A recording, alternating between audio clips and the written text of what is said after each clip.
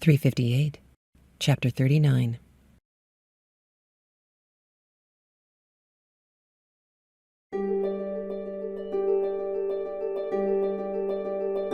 Welcome to CraftLit,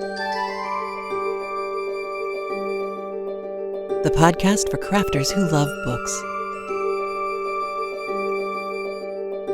My name is Heather Ordover, and I'm podcasting from where the Delaware River meets the Old York Road, New Hope, Pennsylvania. Episode 358, After.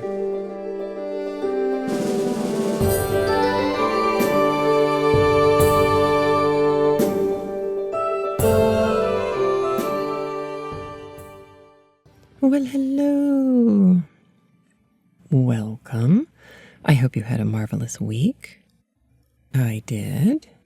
You know the llama that shows up in Aladdin, where the genie says something about the llama and says, "Watch out, they spit."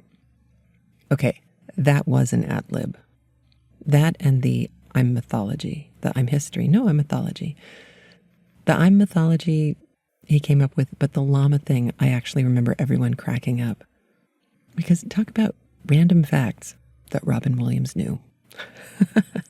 Llamas were not that common back in 1991, 92, 91. At least not in the United States. So that was fun. Well, I have book review and lots of listener feedback and commentary today, so I am going to hop to it. Vanessa writes, and this is a different Vanessa. This is not Vanessa who is scribe at craftlit.com. Listener Vanessa writes, "Hi there, Heather. I've just been listening to Dixie's description of machinery in the good old days and was reminded I've been meaning to recommend a book to you. Midnight is a Place, and it's by Joan Aiken. It's a wonderful adversity/adventure tale for children set in midnight northern England and around the Murgatroyd's carpet manufactory. I think it's been a couple of years since I read it. Child deaths, kids' jobs in the factories, union involvement, it's all there.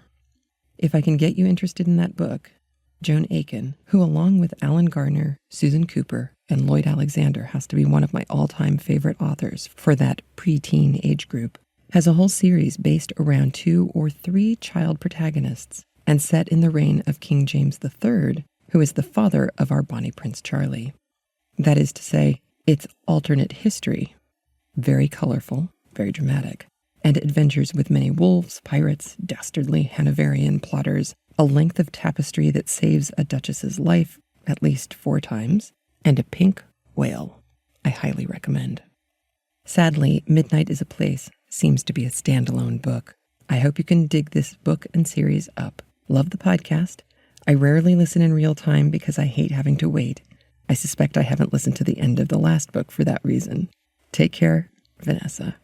I totally understand not wanting to wait. I really do. And in that hating to wait vein, next week is the last episode of Bleak House, which means that the final version of bundle number 5 will go up into the shop the next day. Bleak House will be complete and full and in the shop. And we have it set up so that you can buy it in bundles, chunks of lots of hours of audio, or you can buy it as a complete zipped file. We did it that way in case it's a lot of audio. If you wanted to buy a smaller chunk to test it out, you can do it that way. So that's how that's all set up for you. On top of the Midnight is a Place book by Joan Aiken, we also got a couple of other books sent in to share with you. One is a Sense and Sensibility board book, but it's an opposites book. I think it was during Jane Eyre, where someone sent in the Jane Austen Pride and Prejudice kids board books, and it was the story of Pride and Prejudice. This is different. This is an opposites book. So it teaches kids opposites, but it's through using imagery and character names from Sense and Sensibility, which is genius because that way it gets the kids used to the names of the characters and the places in the book And then when they're older and they read Sense and Sensibility, it'll all be familiar to them. And that kind of moment, have you had that happen to you before? Where something that you saw on a Warner Brothers cartoon with Bugs Bunny and Elmer Fudd or something like that, you see it as a kid, you laugh at it. Even like the What's Opera doc, where they do, kill the wabbit, that one. And then later, when you're a grown-up, if you wind up going and watching opera, all of a sudden you go, oh, well, goodness. Look what there was on kids' entertainment back then. Golly Moses, that's not what's on TV now. Although Phineas and Ferb, I have to say I have a soft spot in my heart for triangle-headed children right now, and platypi. If you don't have children and you haven't watched Phineas and Ferb, really you must. You must. And now, a voicemail from one of our listeners. Hi, I am a new subscriber, and I can't tell you how thrilled I am with your program. As a child, my mother used to read to us aloud every evening, and I heard lots of classics that way. And now it's back to being able to listen and knit again. Thank you so very much. You can call 1-206-350-1642 or use the Leave Feedback link at the show notes at CraftLit.com. And this being the week of contact, I have an email from Phyllis. She writes, "The Museum of Science and Industry in Manchester has a Manchester Mills demonstration. Twice daily, a tour guide fires up the machines and explains how they work." Phyllis goes on to say, also Elizabeth Gaskell's house in Manchester is being renovated and will be open again in October 2014 for tours. So a big thank you to Phyllis for sending that information in. And then Kathleen, who is K. Connors, Connors on Ravelry. She wrote, "I accidentally learned a new word today. Tricoteuse." That referenced Madame Defarge. She said this may be old news to you, but I thought it was cool. If you remember way back in 2007 when we did Tale of Two Cities, we did find out about these tricoteuses. And before I go on and read the rest of her email, just in case you weren't listening back then or haven't listened to Tale of Two Cities, the tricoteuses were a group of women who were integral to part of the French Revolution. These were real women who Dickens based Madame Defarge on loosely, who sat in the front row at the guillotine and knit while they watched the heads roll into the baskets. It was so important for them to be there eventually that they would, this could be urban legend. I don't know. I wasn't there. But the stories that I've read include the fact that they would hold the executions until the women showed up with their knitting. It was kind of like they were speakers for the dead, except they weren't speakers. They were like Dickens did in Tale of Two Cities with the Vengeance, the allegorical, not so allegorical character, that they were important and they were known and they were talked about. Kathleen goes on to say, by the way, I looked up the word while reading an article called The First World War and Knitting by K.L. Bevan, Bevan, in the August 2014 Rowan Digital Magazine. I did not know there was a Rowan Digital Magazine. I will find it and put a link to it in the show notes for you. So she was reading it in the Rowan Digital Magazine where she says the reference to it seemed rather odd to me. A German reporter was quoted as saying that during the war, knitting has now become so prevalent that it is something of a disgrace for a woman to sit idle in a tramway car or a train when, with her knitting needle, she might be helping the heroes of the fatherland. In Berlin, you will see these tricoteuses, modern style, on every hand.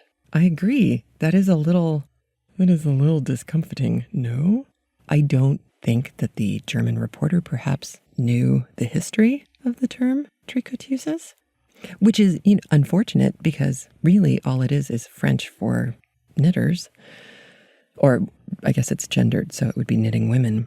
And it's unfortunate that it now carries this baggage with it, but it does kind of feel icky using it when you're talking about World War I. Interesting, though, Kathleen, and I will find that Rowan magazine and I will link to that from the show notes. We have a literarily inspired voicemail from Jana Lee, and I have a link to the article in the show notes for you, the one that she references as well. Hi, Heather. This is Jana Lee. My Ravelry name is Knits and Heights, and I've been listening to your podcast for a while, and my daughter and I actually both really have enjoyed both the book talk and the free audiobooks that you offer. We really appreciate everything that we've learned, and we enjoy hearing your perspective on the things that are written. I ran across it's a paper called The Perception of Rhythm in Spoken and Written Language by Ann Cutler, and it talks about segmentation and language specificity of rhythmic structure.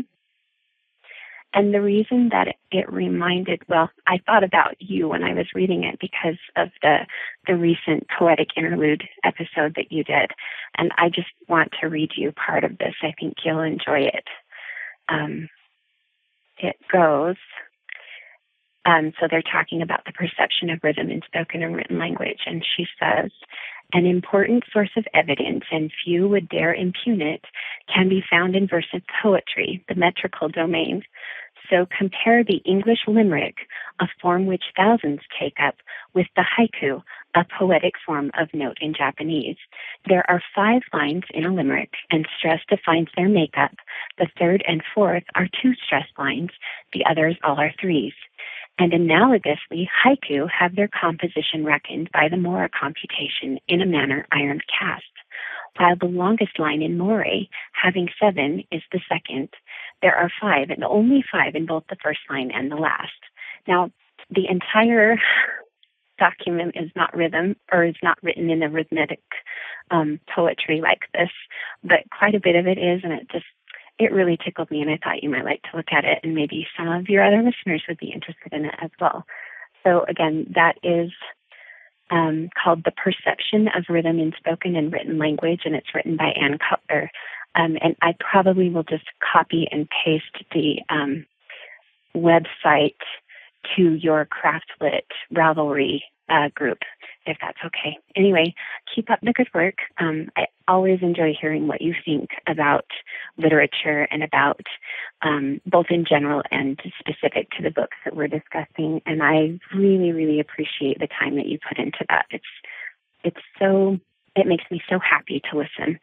So thank you, and goodbye. We have another voicemail from Tara Worster, who is Worster-Wait on Ravelry. Hey, Heather, it's Tara again. Worster-Wait on Ravelry. Your listeners are going to think I'm some crazy stalker who now has your phone number. I was calling to give you a little bit of input on your opening and ending music.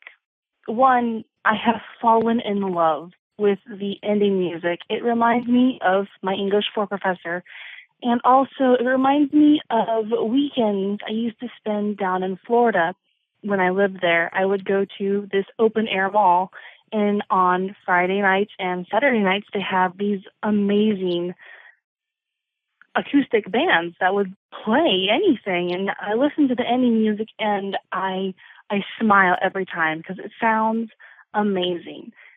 And something else you should think about when regarding your music, it's kind of your signature.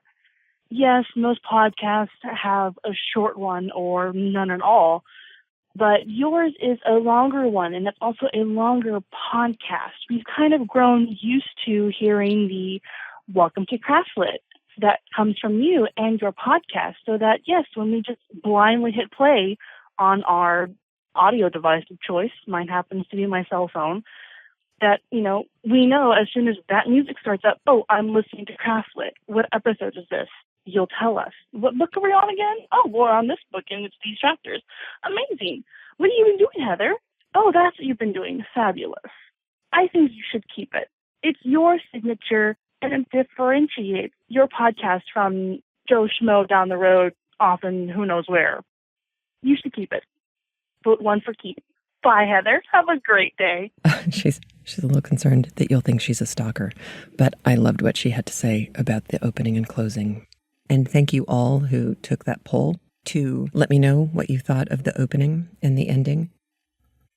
For those of you who listen to Jane Eyre and are not subscribed to comments in the show notes at craftlit.com, Sarah posted a link on the very last episode of Jane Eyre saying, since this is the end of the book, I shall put this hilarity here. It is somebody's post of texts from Jane Eyre. So it's texts between Jane and Rochester and St. John, and they are spectacularly funny. They do not follow the book at all. It's not like one of those modern versions of the story. It's the texts you would imagine would go back and forth between these characters. Or are they living now? North and South. Well, for North and South today, we got a marvelous voicemail from Eiley. She found another set of contrasts, aside from the more obvious ones, and did a lovely job of pulling us through them. So here, let's listen to what Eiley has to say. Hi, Heather. My name is Eiley, and I've been listening to the podcast for some time, and I just wanted to call in about something about the current book, North and South, that has been rattling around in my brain. You've talked a lot about how it's contrasts between the North and the South, and between the different attitudes and the people.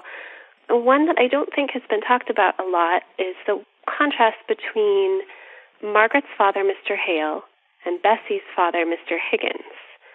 This first really struck me in the chapter called Frederick, chapter 25, where first you have Bessie telling us about what her father has said regarding Boucher, that I never thought o' telling the police on him, though by God he deserves it, and I should not have minded if someone else had done the dirty work and got him clapped up. A little bit later, Mr. Hale says to Margaret about the letter she sent to Frederick, I'm glad it is done, though I durst not have done it myself. So there you have the two of them, one saying, I would never have done it, it wouldn't have been right, and the other saying, I wouldn't dare to have done it, on something sort of similar. The one is they're both up on criminal charges or out for arrest, and they both feel paternal. In one case, he is actually the father of Frederick, and in the other, he has these paternal feelings, as we are now seeing, with the way that he's choosing to care for the widow and the children. They also each have an ailing relative who is dependent on them, and they both approach that in a very different way. You have Mr. Hale with his wife denying that she's really sick, trying to look on the bright side, hoping she's going to be better tomorrow. You have Mr. Higgins, who is resigned to the fact that Bessie is going to die and willing to make her comfortable, but not willing to sort of coddle her or, try to play to all her whims. If she wants to go on and on about religion, he's going to tell her to stop. And then finally, we have Mr. Hale, who has given up his position in the church because of his conscience and the fact that he does not feel he can continue, and thereby losing the means by which he is supporting his wife and daughter. And in contrast, we have Higgins, who, despite the pangs of his contrast, is going to go out and find work in order to support someone else's widow and children. Yeah, I just have been very struck by the two approaches to fatherhood and to manhood that we see in those two characters. Thinking about the part in the chapter of Frederick also had me thinking about the differences between Boucher, who was a part of the riot, but not actually one of the leaders. He was not the one who threw the stone in spite of being accused of that. And Frederick, who is one of the leaders of a mutiny, and how justified either of them is in taking the course of action that they have done. And, one of them we want to forgive because he's Frederick's brother, and the other one we want to have some sort of repercussion, perhaps not the one that has happened, but, he is supposed to have something happen because he has harmed not only himself, but all of the other strikers by participating in this riot. Anyway, Heather, I really love the podcast.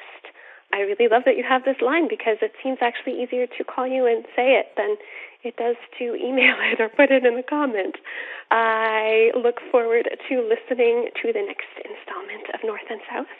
All right. Thank you so much for doing your podcast, and I hope you are well. Bye. Wasn't that awesome?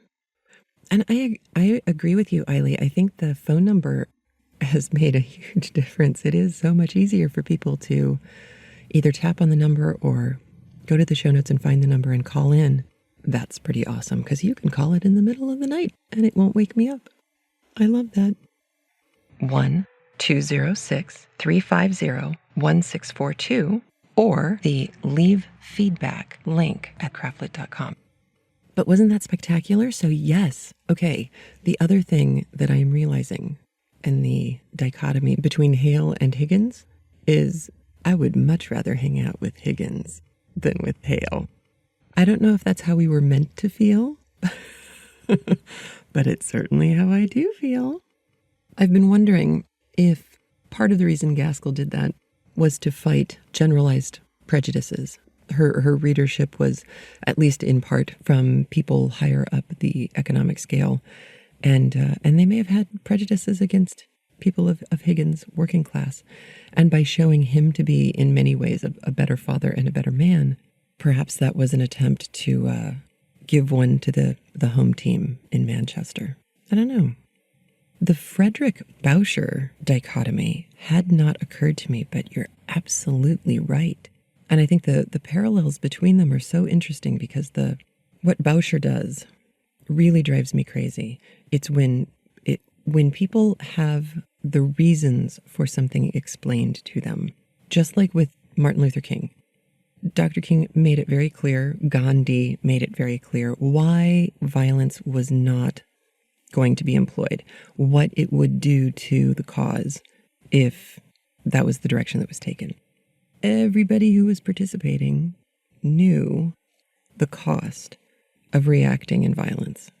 Dr. King and the rest of the leadership that he was working with managed to do an extraordinary job. When you go back and you watch the film footage of what was happening during that extremely turbulent time, it is shocking to me the amount of patience and forbearance that was shown by those people who were just fighting for simple civil rights that should never have been denied in the first place. Ridiculous. With Boucher, in their minds, they are fighting for very similar things, the right to sustain a family and get paid a living wage and get paid a portion of the profits from their labor. But Boucher knows the cost of violence.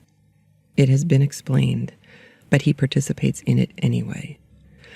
Frederick is interesting because Frederick knows the cost of mutiny as well. I mean, everybody on that ship knows.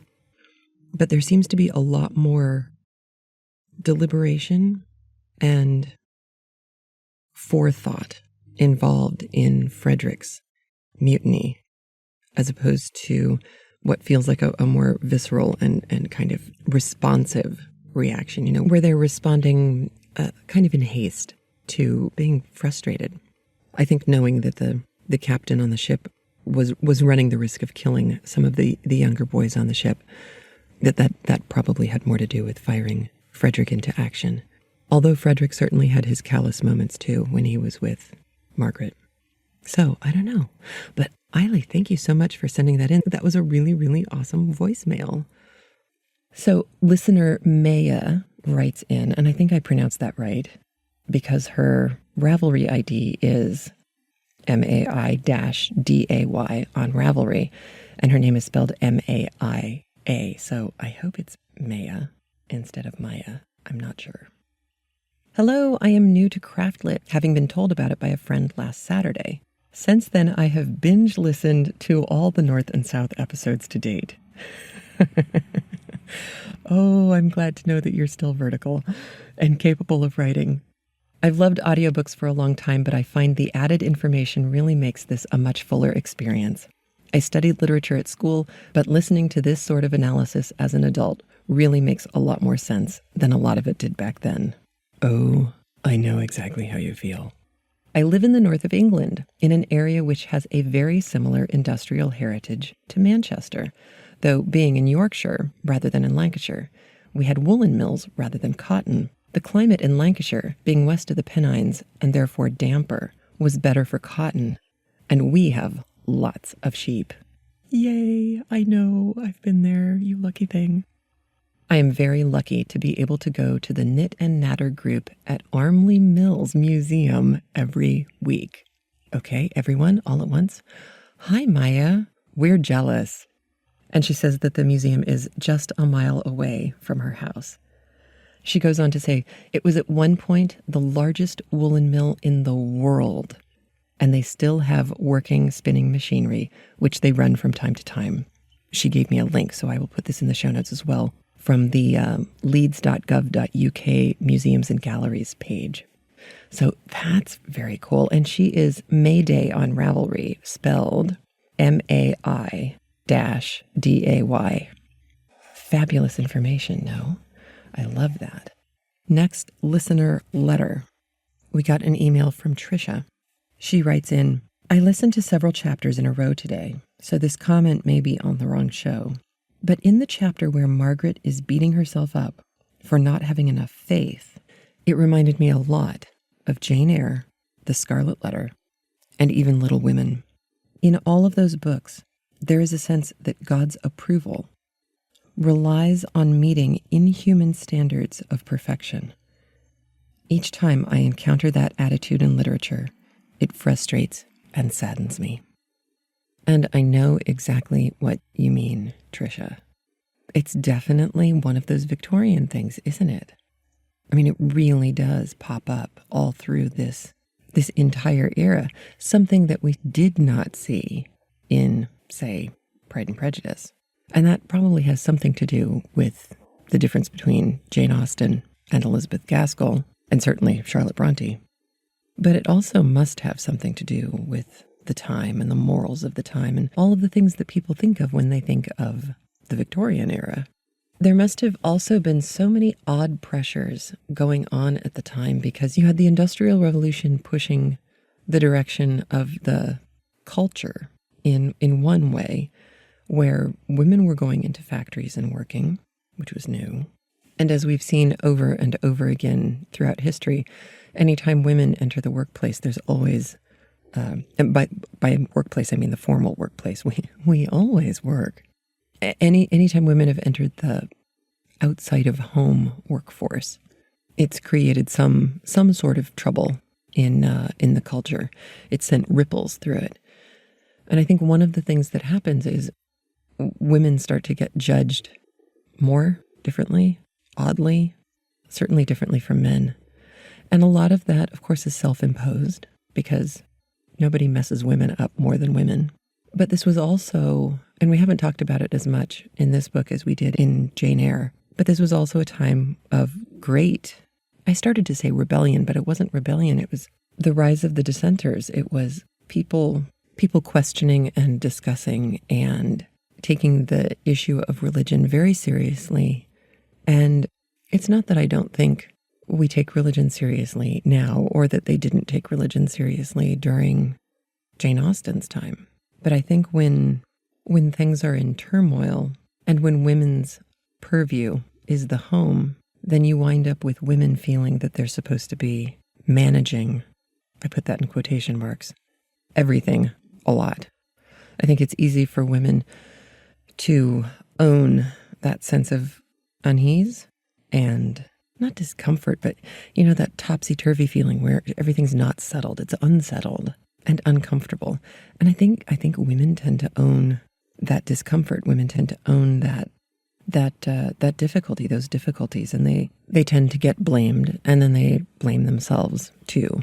So I think it's absolutely there. Today's chapter is a wee chapter. It is a little chapter, but it is a good one. We've been waiting for some Thornton Margaret action, but there's a lot that has to be dealt with before we can really watch them together and see sparks fly. good ones or bad ones.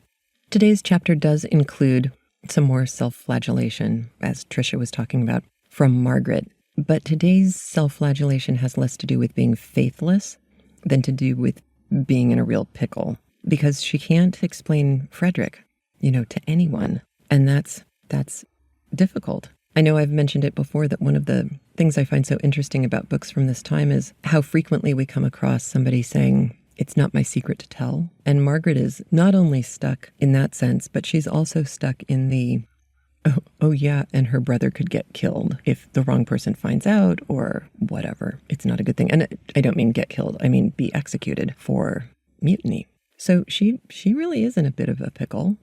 And while I don't think she thinks that Mr. Thornton isn't trustworthy, I think the larger implications and the ramifications of her talking to someone would be quite serious. So we do start with a little bit more self-flagellation, but we quickly get on to a couple of really interesting scenes. There really isn't any language in the chapter today that I think will be tricky or tie you up, but I think you will enjoy both being frustrated by part of the chapter and feeling very gratified about part of the chapter. And I did get called to task on a comment that I made last week about Thornton. And I want to read the comment because I think it is important. Gretchen wrote in and said, "I must disagree with your assessment of Mr. Thornton. As a master, when he heard that the man waiting to speak to him was Higgins, the leader of the strike, I think most powerful men of the time would have had him thrown into the street. Mr. Thornton invited him in and listened to him. He may not have given him a job, but he gave him a hearing and also explained why he wouldn't hire him. I suspect that would have been very unusual and therefore sets Mr. Thornton apart." And I think Gretchen is probably right.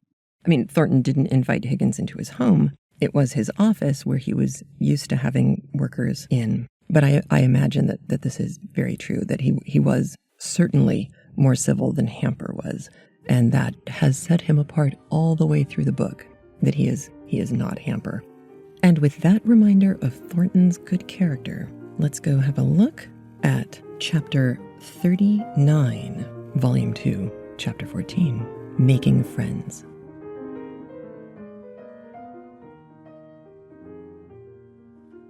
Chapter 39, Making Friends.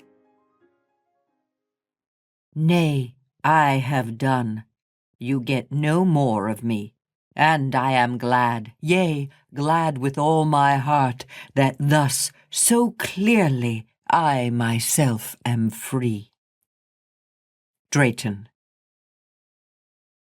Margaret shut herself up in her own room after she had quitted Mrs. Thornton. She began to walk backwards and forwards in her old habitual way of showing agitation, but then, remembering that in that slightly built house every step was heard from one room to another, she sat down until she heard Mrs. Thornton go safely out of the house. She forced herself to recollect all the conversation that had passed between them. Speech by speech, she compelled her memory to go through with it. At the end, she rose up and said to herself in a melancholy tone, "At any rate, her words do not touch me. They fall off from me, for I am innocent of all the motives she attributes to me. But still, it is hard to think that any one, any woman, can believe all this of another so easily. It is hard and sad. Where I have done wrong, she does not accuse me. She does not know. He never told her. I might have known he would not." She lifted up her head as if she took pride in any delicacy of feeling which Mr. Thornton had shown. Then, as a new thought came across her, she pressed her hands tightly together. "He too must take poor Frederick for some lover." She blushed as the word passed through her mind. "I see it now. It is not merely that he knows of my falsehood, but he believes that someone else cares for me and that oh dear, what shall I do? What do I mean? Why do I care what he thinks beyond the mere loss of his good opinion as regards my telling the truth or not? I cannot tell. But I am very miserable. Oh, how unhappy this last year has been. I have passed out of childhood into old age. I have had no youth, no womanhood. The hopes of womanhood have closed for me, for I shall never marry, and I anticipate cares and sorrows just as if I were an old woman and with the same fearful spirit. I am weary of this continual call upon me for strength. I could bear up for Papa, because that is a natural, pious duty, and I think I could bear up against, at any rate, I could have the energy to resent Mrs. Thornton's unjust, impertinent suspicions. But it is hard to feel how completely he must misunderstand me. What has happened to make me so morbid today? I do not know. I only know I cannot help it. I must give way sometimes. No, I will not, though, said she, springing to her feet. I will not think of myself in my own position. I won't examine into my own feelings. It would be of no use now. Sometime, if I live to be an old woman, I may sit over the fire and, looking into the embers, see the life that might have been. All this time she was hastily putting on her things to go out, only stopping from time to time to wipe her eyes with an impatience of gesture at the tears that would come, in spite of all her bravery. I dare say there's many a woman makes as sad a mistake as I've done, and only finds it out too late. And how proudly and impertinently I spoke to him that day. But I did not know then. It has come upon me little by little, and I don't know where it began. Now, I won't give way. I shall find it difficult to behave in the same way to him with this miserable consciousness upon me, but I will be very calm and very quiet and say very little. But, to be sure, I may not see him. He keeps out of our way, evidently. That would be worse than all. And yet, no wonder that he avoids me, believing what he must about me. She went out, going rapidly towards the country and trying to drown reflection by swiftness of motion. As she stood on the doorstep at her return, her father came up. "Good girl," said he. "You've been to Mrs. Boucher's. I was just meaning to go there, if I had time before dinner." "No, Papa, I have not," said Margaret, reddening. "I never thought about her, but I will go directly after dinner. I will go while you are taking your nap." Accordingly, Margaret went. Mrs. Boucher was very ill, really ill, not merely ailing. The kind and sensible neighbor who had come in the other day seemed to have taken charge of everything. Some of the children were gone to the neighbors. Mary Higgins had come for the 3 youngest at dinner-time, and since then Nicholas had gone for the doctor. He had not come as yet. Mrs. Boucher was dying, and there was nothing to do but to wait. Margaret thought that she should like to know his opinion, and that she could not do better than go and see the Higginses in the meantime. She might then possibly hear whether Nicholas had been able to make his application to Mr. Thornton. She found Nicholas busily engaged in making a penny spin on the dresser for the amusement of the 3 little children who were clinging to him in a fearless manner.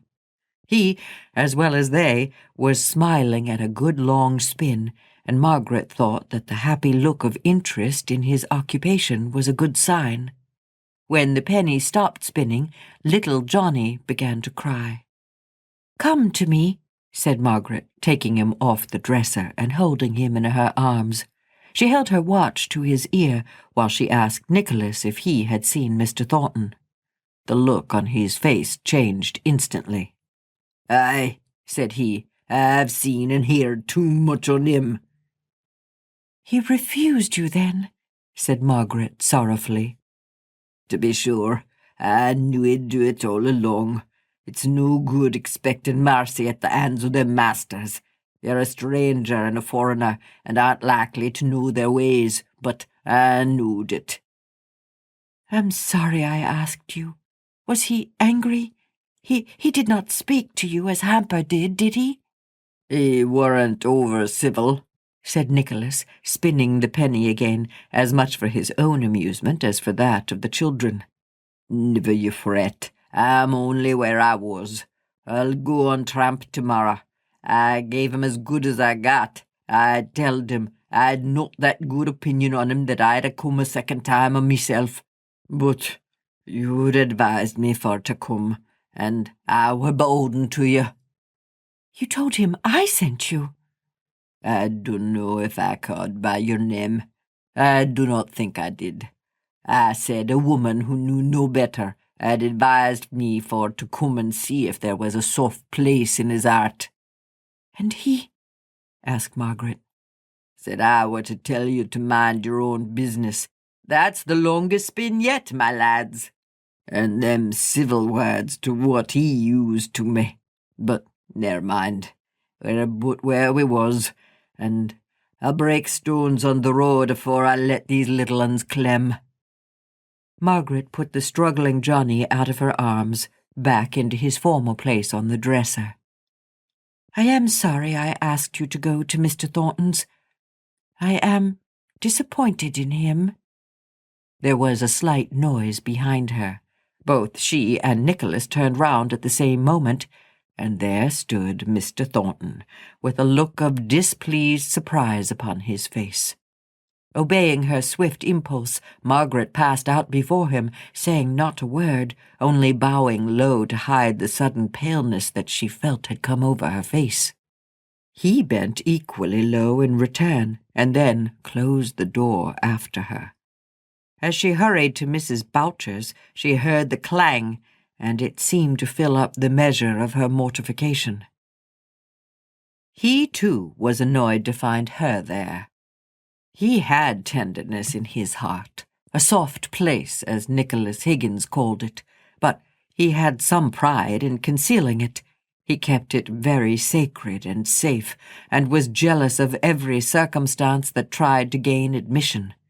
But if he dreaded exposure of his tenderness, he was equally desirous that all men should recognize his justice, and he felt that he had been unjust in giving so scornful a hearing to anyone who had waited with humble patience for 5 hours to speak to him.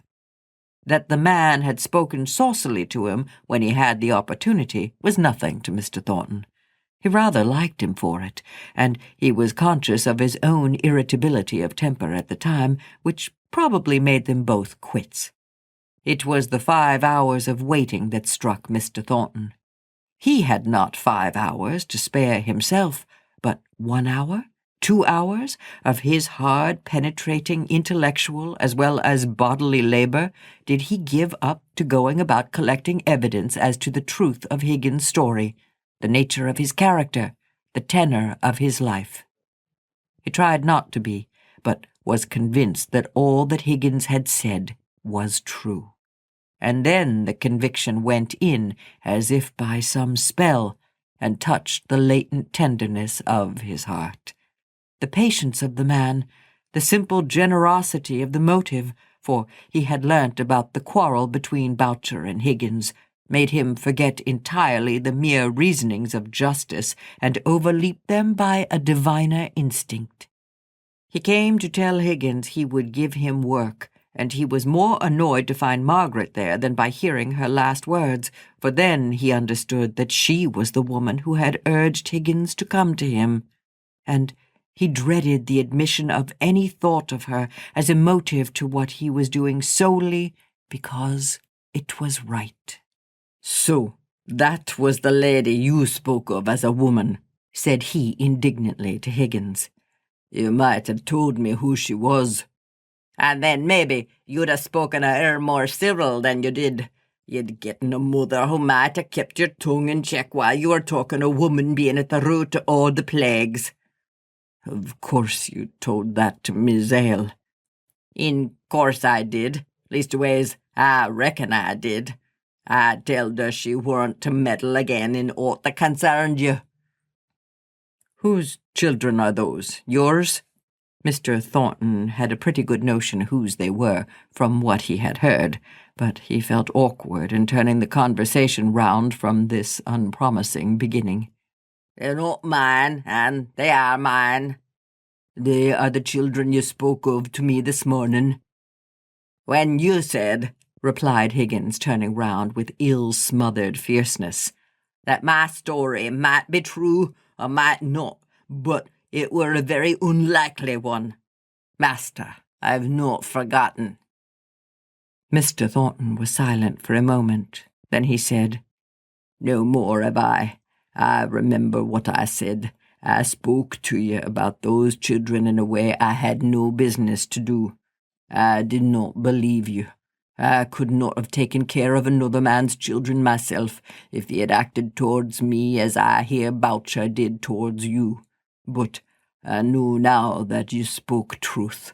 I beg your pardon. Higgins did not turn round or immediately respond to this, but when he did speak, it was in a softened tone, although the words were gruff enough. You've no business to go prying into what happened between Boucher and me. He's dead, and I'm sorry. That's enough. So 'tis. Will you take work with me? That's what I came to ask. Higgins' obstinacy wavered, recovered strength, and stood firm. He would not speak. Mr. Thornton would not ask again. Higgins' eye fell on the children. You have called me impudent and a liar and a mischief-maker, and you might have said with some truth as I were now and then given to drink, and I have called you a tyrant and an old bulldog and a hard, cruel master. That's where it stands. But for the childer, master, do you think we can ever get on together? Well, said Mr. Thornton, half laughing, it was not my proposal that we should go together, but there's one comfort on your own showing. We neither of us can think much worse of the other than we do now. That's true, said Higgins reflectively. I've been thinking, ever since I saw you, what a mercy it were you did not take me on, for that I ne'er saw a man whom I could less abide. But that's maybe been a hasty judgment, and work's work to such as me. So, master, I'll come, and what's more, I thank you, and that's a deal from me, said he more frankly, suddenly turning round and facing Mr. Thornton fully for the first time. And this is a deal from me, said Mr. Thornton, giving Higgins' hand a good grip. Now, mind you come sharp to your time, continued he, resuming the master. I'll have no laggards at my mill. What finds we have, we keep pretty sharply, and the first time I catch you making mischief, off you go. So, now you know where you are. You spoke of my wisdom this morning. I reckon I may bring it with me, or would you rather have me bout my brains? Without your brains if you use 'em for meddling with my business. With your brains if you can keep 'em to your own. I shall need a deal of brains to settle where my business ends and yours begins. Your business has not begun yet, and mine stands still for me. So, good afternoon. Just before Mr. Thornton came up to Mrs. Boucher's door, Margaret came out of it. She did not see him, and he followed her for several yards, admiring her light and easy walk and her tall and graceful figure. But suddenly, this simple emotion of pleasure was tainted, poisoned by jealousy. He wished to overtake her and speak to her to see how she would receive him. Now she must know he was aware of some other attachment. He wished, too, but of this wish he was rather ashamed. that she should know that he had justified her wisdom in sending Higgins to him to ask for work, and had repented him of his morning's decision. He came up to her. She started. "Allow me to say, Miss Ale, that you were rather premature in expressing your disappointment. I have taken Higgins on." "I am glad of it," said she coldly. "He tells me he repeated to you what I said this morning about—" Mr. Thornton hesitated. Margaret took it up. "About women not meddling. You had a perfect right to express your opinion, which was a very correct one, I have no doubt. But," she went on a little more eagerly, "Higgins did not quite tell you the exact truth." The word truth reminded her of her own untruth, and she stopped short, feeling exceedingly uncomfortable. Mr. Thornton at first was puzzled to account for her silence, and then he remembered the lie she had told and all that was foregone. "The exact truth," said he. "Very few people do speak the exact truth. I've given up hoping for it. Miss Ale, have you no explanation to give me? You must perceive what I cannot but think." Margaret was silent. She was wondering whether an explanation of any kind would be consistent with her loyalty to Frederick. "Nay," said he, "I will ask no farther. I may be putting temptation in your way. At present, believe me, your secret is safe with me. But you run great risks, allow me to say, in being so indiscreet. I am now only speaking as a friend of your father's. If I had any other thought or hope, of course that is at an end. I am quite disinterested." "I am aware of that," said Margaret, forcing herself to speak in an indifferent, careless way. "I am aware of what I must appear to you, but the secret is another person's, and I cannot explain it without doing him harm." "I have not the slightest wish to pry into the gentleman's secrets," he said with growing anger. "My own interest in you is simply that of a friend. You may not believe me, Miss Ale, but it is, in spite of the persecution I'm afraid I threatened you with at one time. But that is all given up, all passed away. You believe me, Miss Ale?" "Yes," said Margaret, quietly and sadly. "Then really, I don't see any occasion for us to go on walking together.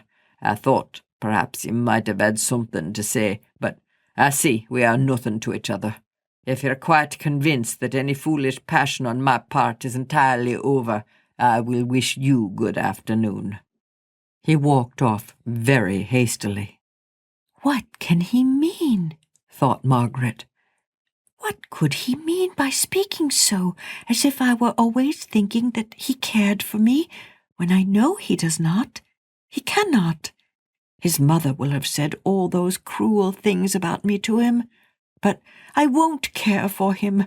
I surely am mistress enough of myself to control this wild, strange, miserable feeling which tempted me even to betray my own dear Frederick, so that I might but regain his good opinion. The good opinion of a man who takes such pains to tell me that I am nothing to him? Come, poor little heart, be cheery and brave. We'll be a great deal to one another if we are thrown off and left desolate."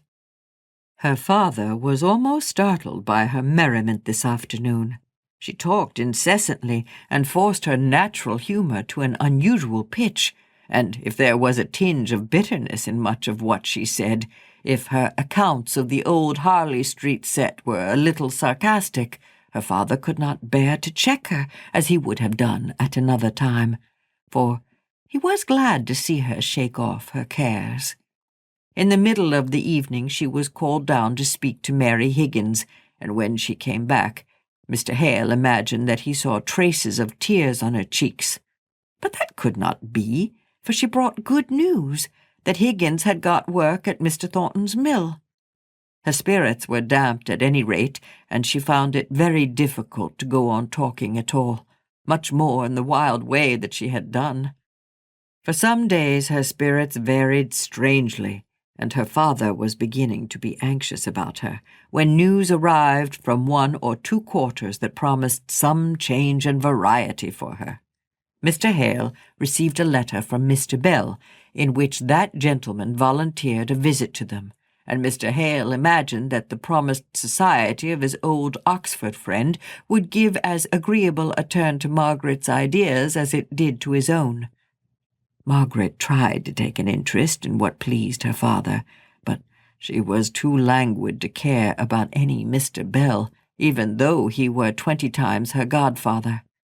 She was more roused by a letter from Edith, full of sympathy about her aunt's death, full of details about herself, her husband and child, and at the end saying that as the climate did not suit the baby, and as Mrs. Shaw was talking of returning to England, she thought it probable that Captain Lennox might sell out, and that they might all go and live again in the old Harley Street house, which, however, would seem very incomplete without Margaret. Margaret yearned after that old house and the placid tranquillity of that old, well-ordered, monotonous life. She had found it occasionally tiresome while it lasted, but since then she had been buffeted about and felt so exhausted by this recent struggle with herself that she thought that even stagnation would be a rest and a refreshment. So she began to look towards a long visit to the Lennoxes on the return to England as to a point, no, not of hope, but of leisure, in which she could regain her power and command over herself. At present it seemed to her as if all subjects tended towards Mr. Thornton, as if she could not forget him with all her endeavours. If she went to see the Higginses, she heard of him there. Her father had resumed their readings together and quoted his opinions perpetually. Even Mr. Bell's visit brought his tenant's name upon the tapis, for he wrote word that he believed he must be occupied some great part of his time with Mr. Thornton, as a new lease was in preparation, and the terms of it must be agreed upon. So, Thornton. But before we get to Mr. Thornton, Gaskell did something I thought was interesting at the very beginning of this chapter. Do you remember what Thornton had been doing for the last, I don't know how many chapters, every time he was upset, and at home, especially at home, but every time he was upset? Do you remember how he paced around the room, back and forth around the room? What was Margaret doing at the beginning of this chapter?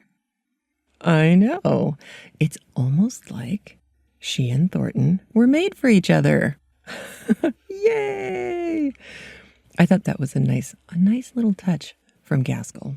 And then, of course, in our We're Annoyed by Mr. Hale fan club, when he walked in and said, "Oh, I'm so glad you went to Boucher's." I didn't do that yet. But I will now. Had she been living now, I think it probably would have been passive-aggressive sounding like that. But no, Margaret is good. I also thought that Margaret's little conversation with herself after Mrs. Thornton was fascinating, because she finally realizes that the problem that Thornton is having with her isn't so much that she lied, but that he thinks that she is in love with someone else. And that troubles her a lot, because that's the first time we've seen her do this. That's the thing that launches her into, oh, I'm going to be the crazy cat lady and die poor and alone. Nobody's going to love me. But it was the line that got me was I am weary of this continued call upon me for strength. I could bear up for Papa, because that is a natural pious duty. Really, your father is the one who's the biggest pain. I think he would even have tried the patience of Job. And then there's a double dash, an M dash, and then she switches. At any rate, I could have the energy to resent Mrs. Thornton's request. And then she goes on. But it's that moment of saying, well, I can handle my dad for whatever that's worth. But I can't handle la, la, la, la, la. I will not think about that right now. La, la, la. You know, it's that Scarlett O'Hara. I won't think about that right now. I'll think about other things. I'll make dresses out of curtains, anything, so I don't have to think about what I'm thinking about. That, whoa, we can't get too close to that. But then she does go see Boucher, and now Boucher's wife really is ill. And movie wasting disease is probably dying. You know, who knows what she is actually ailing from? I imagine there was no shortage of things to make you sick. But we don't really know what it is that's killing her, just that now the assumption is that she will die, and people will have to figure out what to do with the kids. And in steps Higgins. What a mensch that guy is. I just love me some Higgins all the time. He is just fantastic. And then Thornton.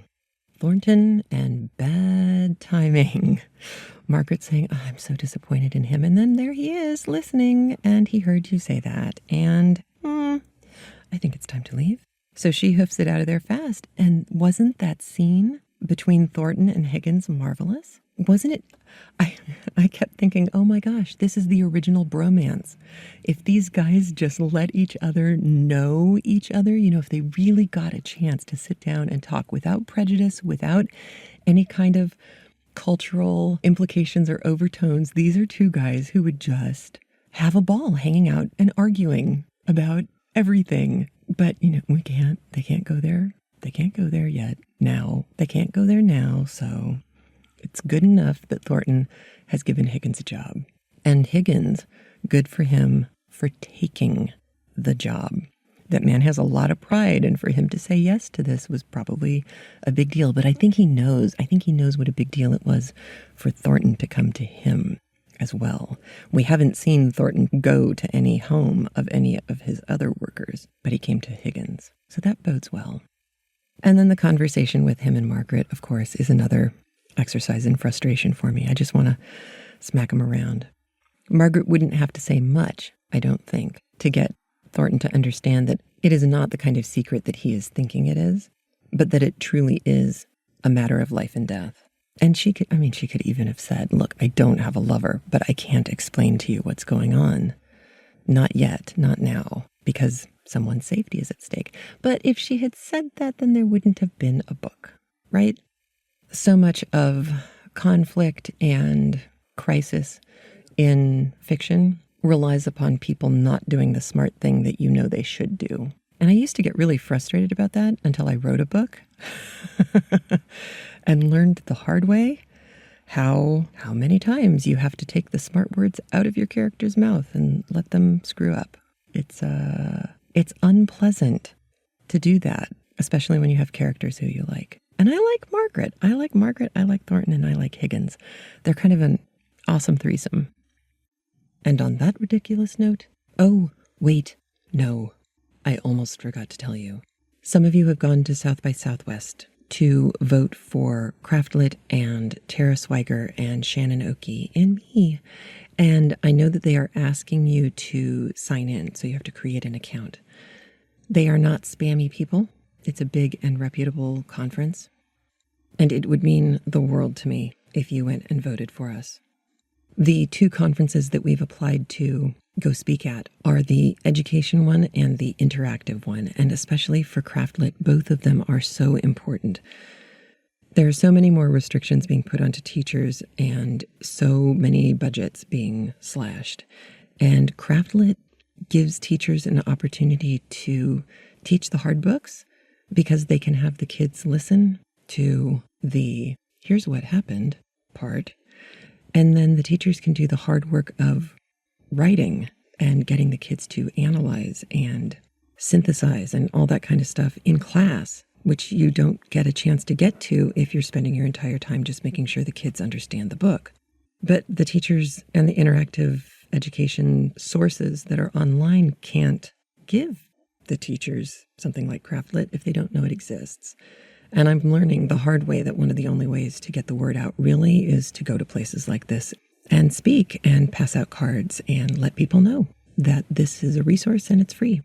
So sharing the links, very easy. If you go to the craftlit.com show notes for episode 358, at the top and at the bottom, you will find the links for the South by Southwest, the two different conferences that you can vote for. And we also provided a link for you that you can click on. And if you are on Twitter, it will open your Twitter page and auto-populate a tweet for you and save you a bunch of time. That is that. Thank you so much. I'm sorry the podcast was late. For those of you who listen in real time, it's been one of those weeks. I think it's just going to continue to be those weeks until the kids are in school. So thank you, and I'll talk to you soon.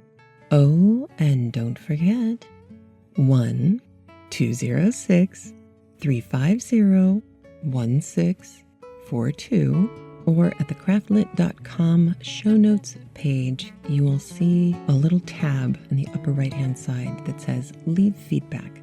And if you have a microphone on your computer, you can get your voicemail to me that way. All right, that's it. Take care. Have a great week. I'll talk to you soon.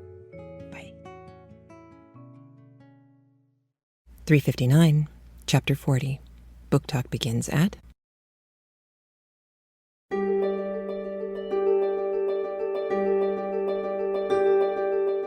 Welcome to CraftLit, the podcast for crafters who love books. My name is Heather Ordover, and I'm podcasting from where the Delaware River meets the Old York Road, New Hope, Pennsylvania.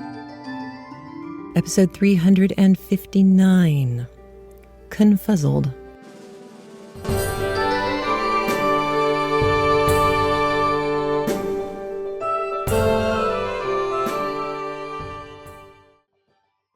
Well, hello. I hope you are well. I will be very well next week when my children are back in school. To be completely honest, they will be very happy too. We took a little tour of the school and we met the teacher, at least the fifth grade teacher. Toured the senior high school. That was very nice. It looks very much like my son's previous middle school. So I'm hoping after all of this that next week will be a little closer to a normal that is recognizably normal. I know all of you with kids feel this way when we hit this point. It's been a long 5, almost 6 months since the moving rotations began. And yeah, I'm ready. I'm ready to settle into normal. Because we're living on kind of a country road now, the school bus stop will actually stop in front of the house. So that's going to be a new thing. I wonder how many times my kids will manage to miss the bus, even though it will pick them up at the bottom of the driveway. Anyone want to put odds on that? I don't. Oh, I really don't. My confuzzlement this week is about compartmentalizing. You may have noticed that I keep busy. A little, not very much. I keep busy, which is great, but also evidently challenging. And when you're an ooh-shiny kind of ADD-ish person like me, and you're really interested in everything and want to do everything, it's not even have all the things, it's do all the things. It makes it hard. It makes it hard to sleep and hang out with family and stuff like that. So my husband and I have been kind of strategizing and trying to figure out, well, what will allow me to maximize the time that I have to do the things that I can do, that I want to do, and not make myself feel guilty for not getting everything else done.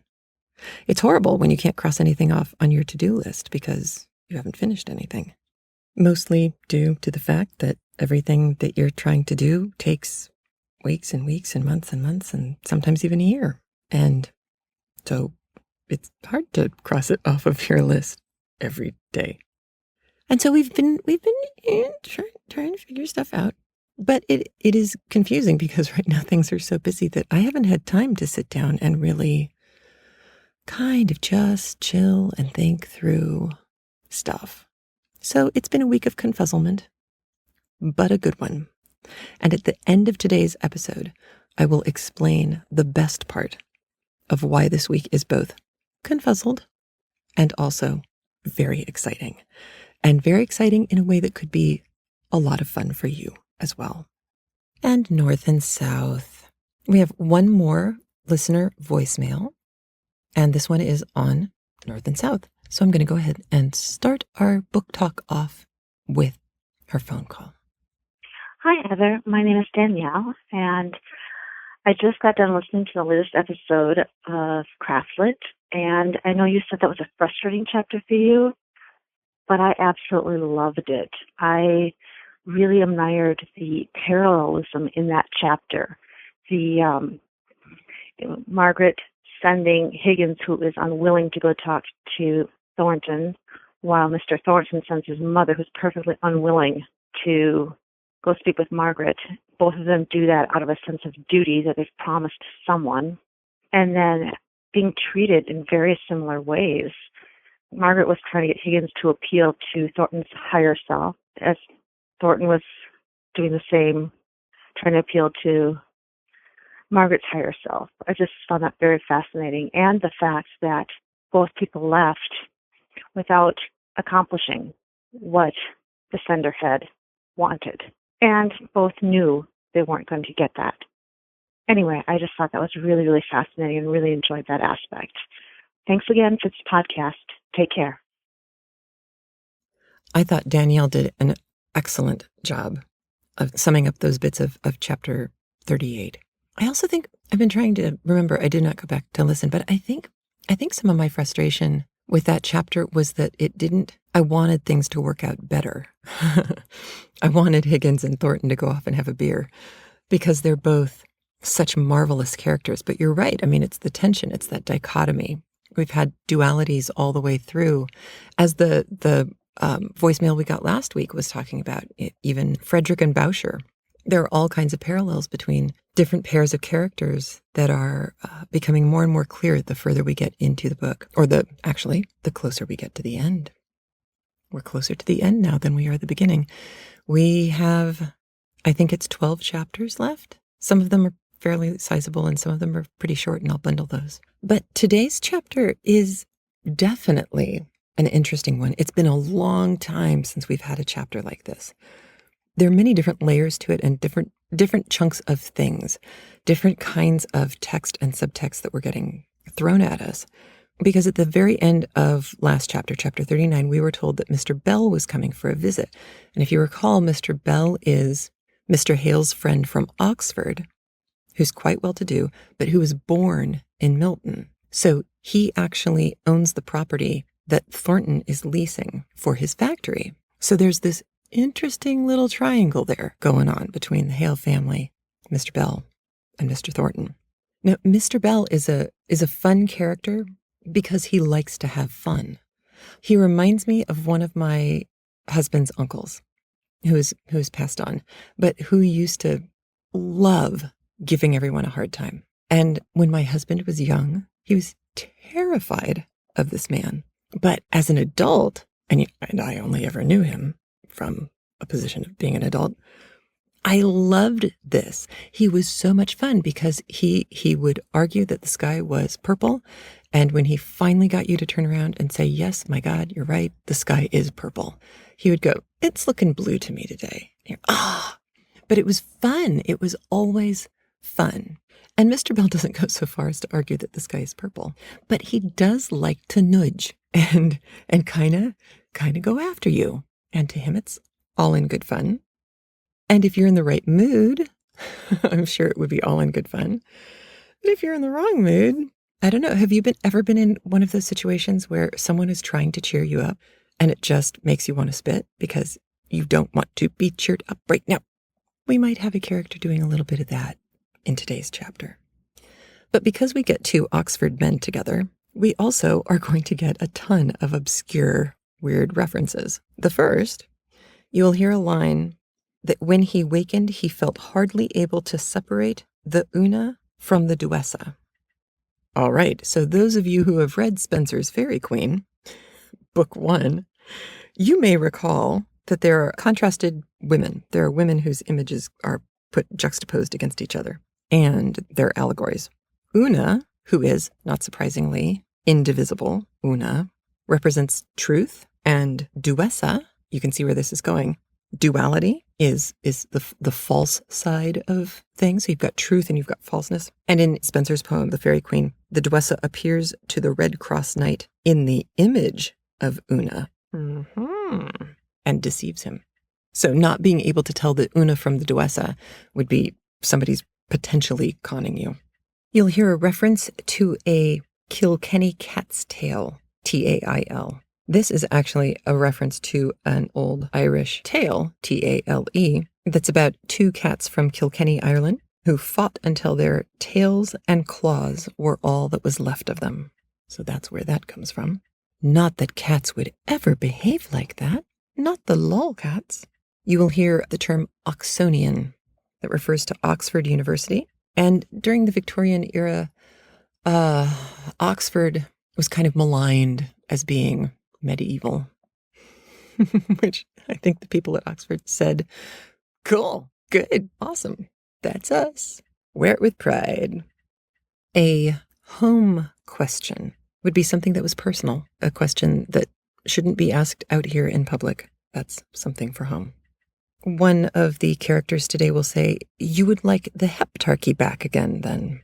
The heptarchy, 7, is a reference to the 7 ancient kingdoms of Anglo-Saxon England, which preserved their individual rights within a system of loosely associated government, which is basically states' rights. In the United States, this would be an argument for states' rights. If you were pro-heptarchy, you would be pro-aligned and allied states, but without a federal government overseeing everything, perhaps just a council that met and discussed the issues that were facing the 7 tribes.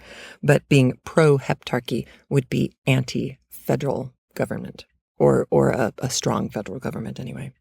There is a reference to the genie in the Arabian Nights. Can you believe that? The genie in the Arabian Nights brought Prince Caeralmazan to match with the fairies Princess Badura. So in that particular story, in the Arabian Nights, the prince and princess, they're brought together, they fall in love, then they're separated, but then magic, the genie, finally brings them together at the end. So that's all that is when you hear that reference.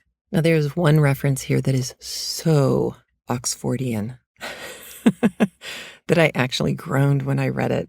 The name Margaret. Here we all go. We will learn the origin of the name Margaret. It is derived from the Greek word for pearl. So guess what nickname someone is going to give Margaret? Yes, that's right. Pearl. Don't have scarlet letter flashbacks. This is a completely different thing.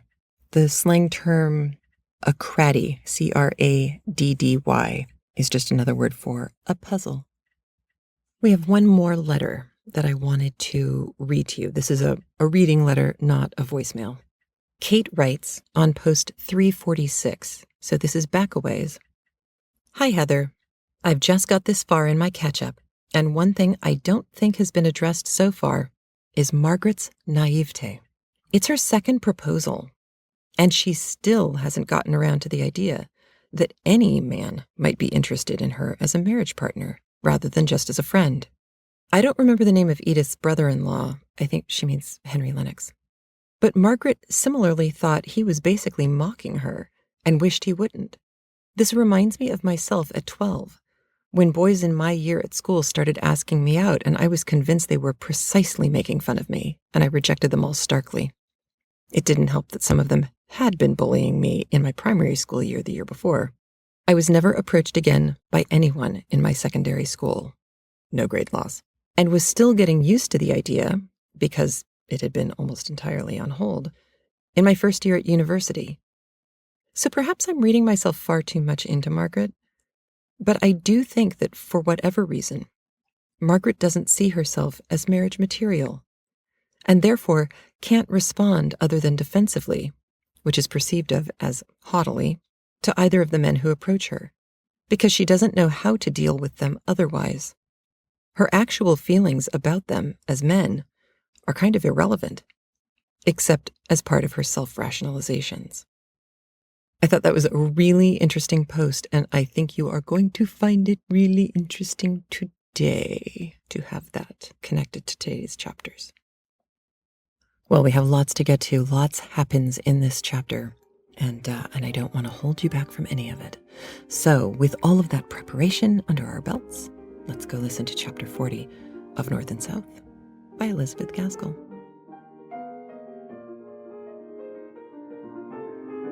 Chapter 40.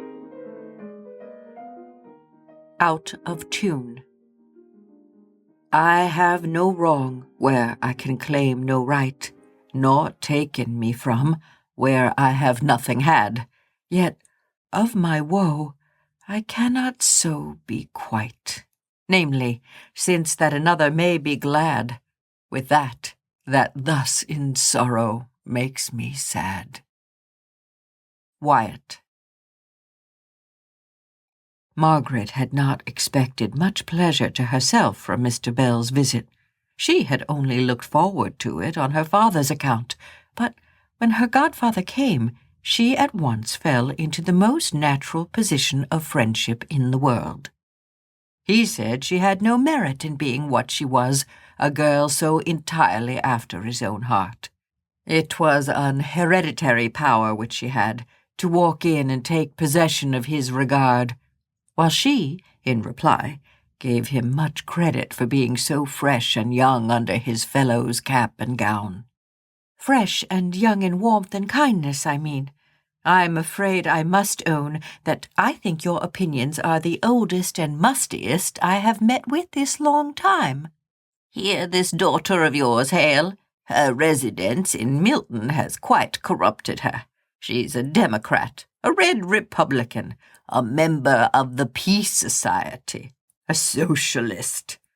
Papa, it's all because I'm standing up for the progress of commerce.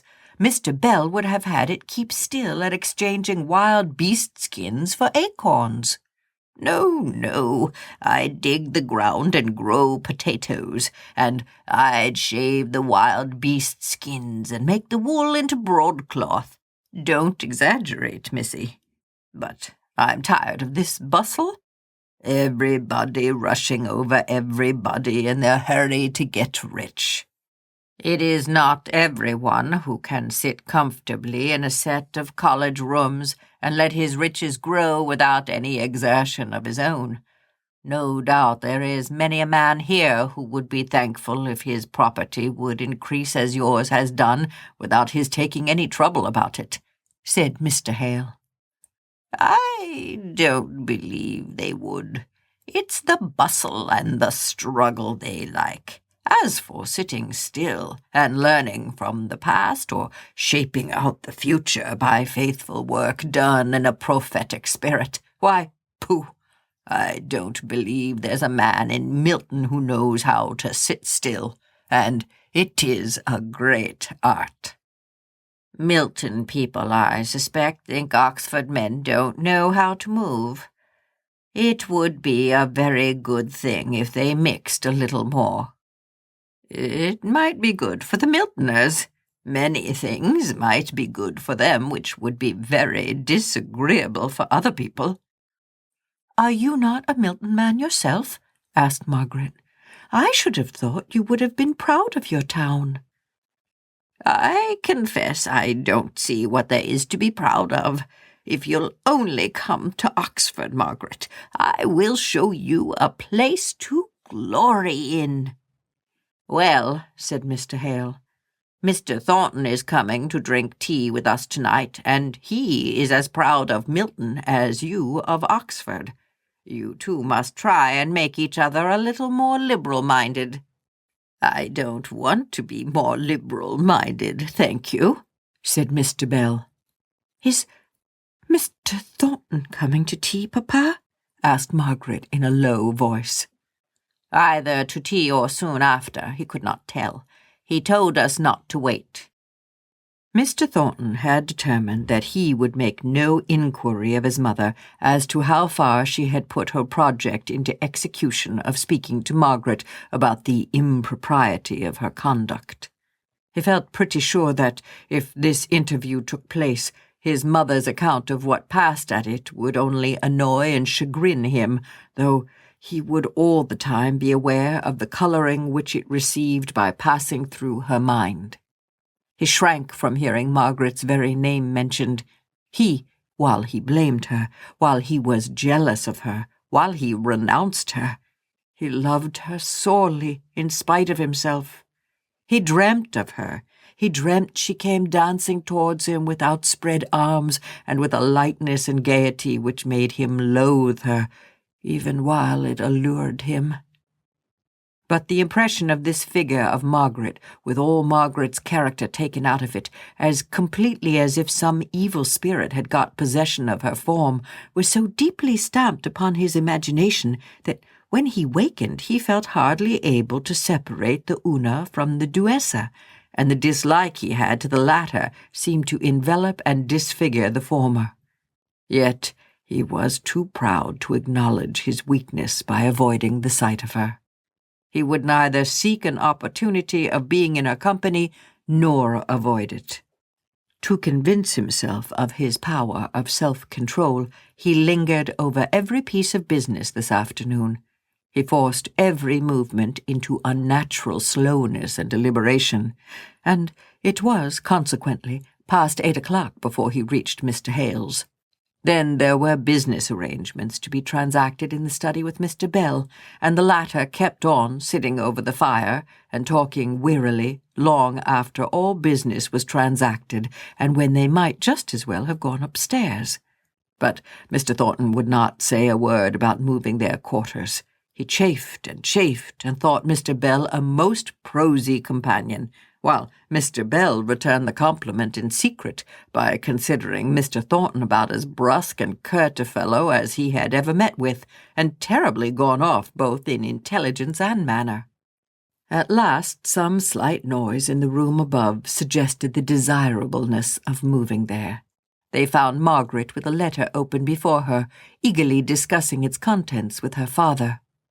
On the entrance of the gentleman, it was immediately put aside, but Mr. Thornton's eager senses caught some few words of Mr. Hale's to Mr. Bell. "A letter from Henry Lennox. It makes Margaret very hopeful." Mr. Bell nodded. Margaret was red as a rose when Mr. Thornton looked at her. He had the greatest mind in the world to get up and go out of the room that very instant, and never set foot in the house again. "We were thinking," said Mr. Hale, "that you and Mr. Thornton had taken Margaret's advice and were each trying to convert the other. You were so long in the study. And you thought there would be nothing left of us but an opinion, like the Kilkenny cat's tail. Pray, whose opinion did you think would have the most obstinate vitality?" Mr. Thornton had not a notion what they were talking about, and disdained to inquire.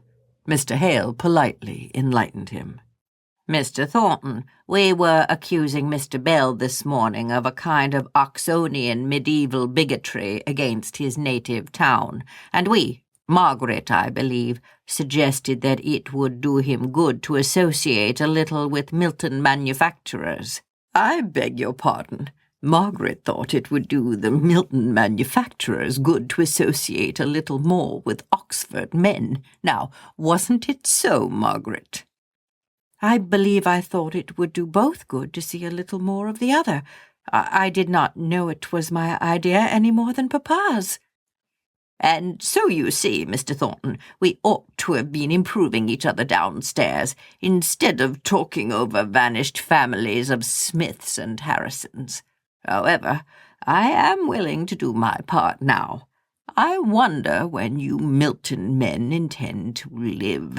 All your lives seem to be spent in gathering together the materials for life."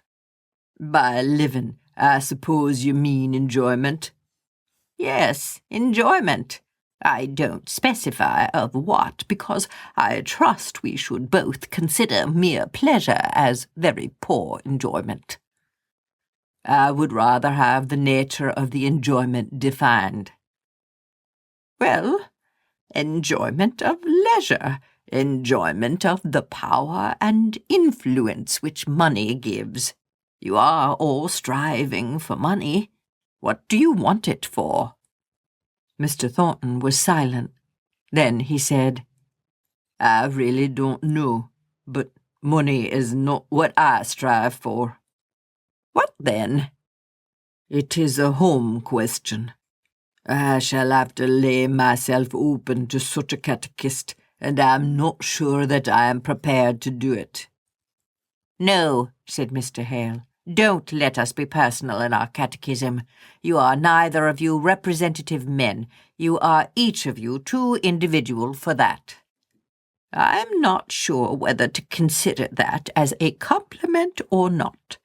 I should like to be the representative of Oxford with its beauty and its learning and its proud old history.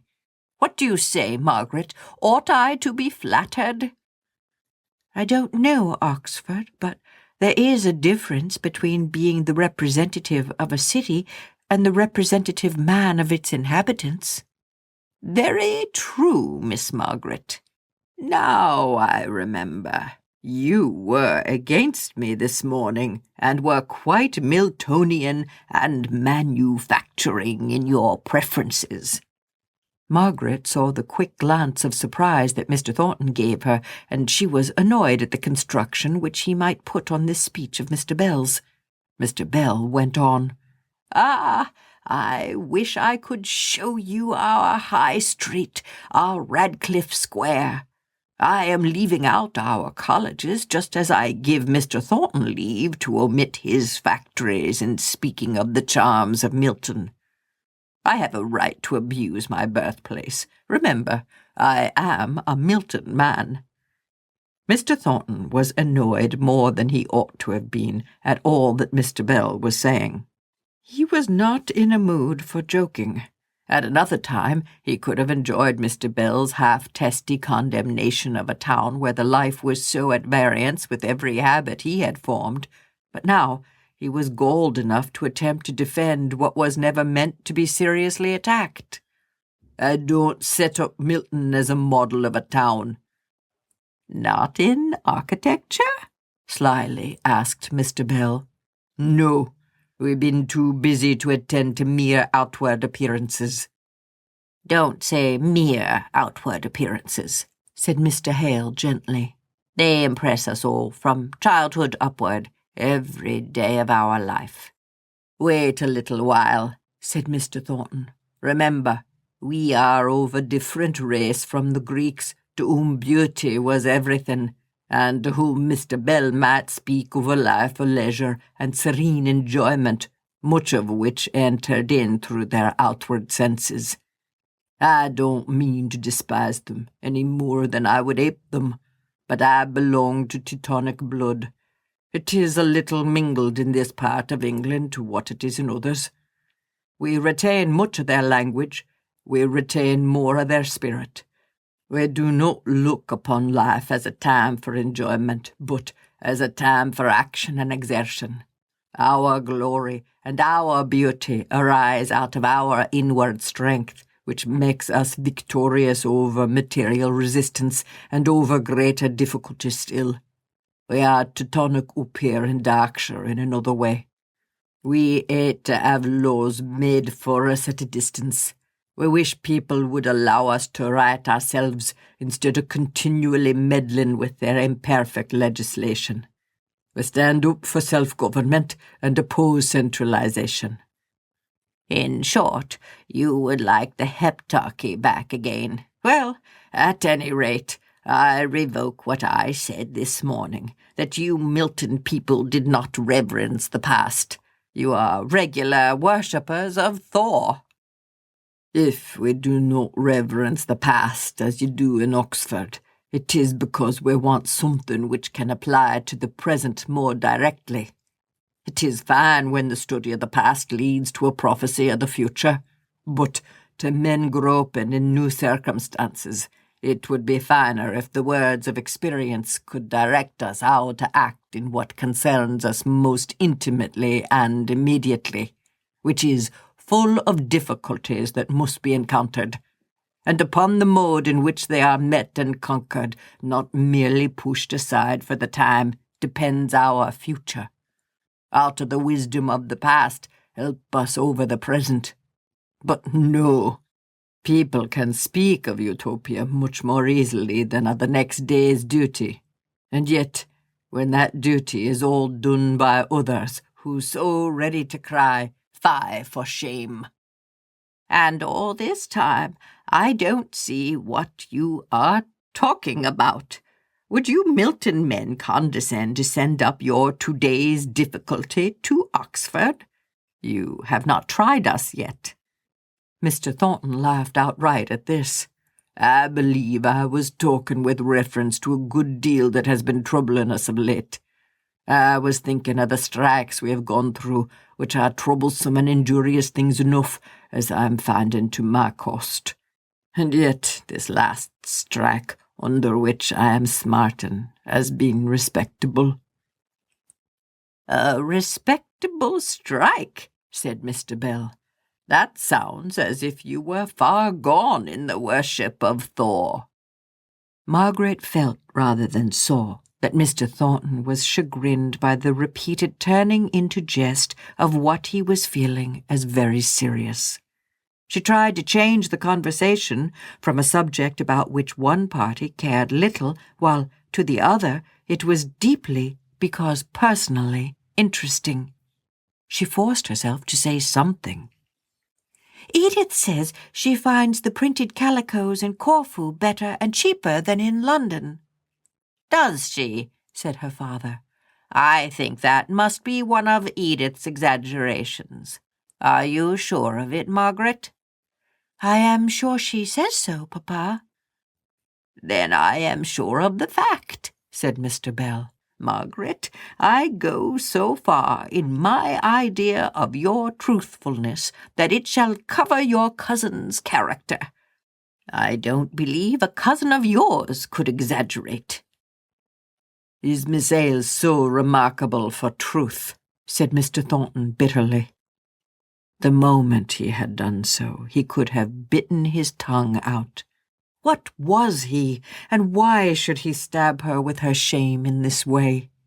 How evil he was tonight, possessed by ill humor at being detained so long from her, irritated by the mention of some name because he thought it belonged to a more successful lover. Now ill-tempered because he had been unable to cope with a light heart against one who was trying, by gay and careless speeches, to make the evening pass pleasantly away, the kind old friend to all parties, whose manner by this time might be well known to Mr. Thornton, who had been acquainted with him for many years. And then to speak to Margaret as he had done. She did not get up and leave the room as she had done in former days when his abruptness or his temper had annoyed her. She sat quite still, after the first momentary glance of grieved surprise that made her eyes look like some child's who has met with an unexpected rebuff. They slowly dilated into mournful, reproachful sadness, and then they fell, and she bent over her work and did not speak again. But he could not help looking at her, and he saw a sigh tremble over her body as if she quivered in some unwonted chill.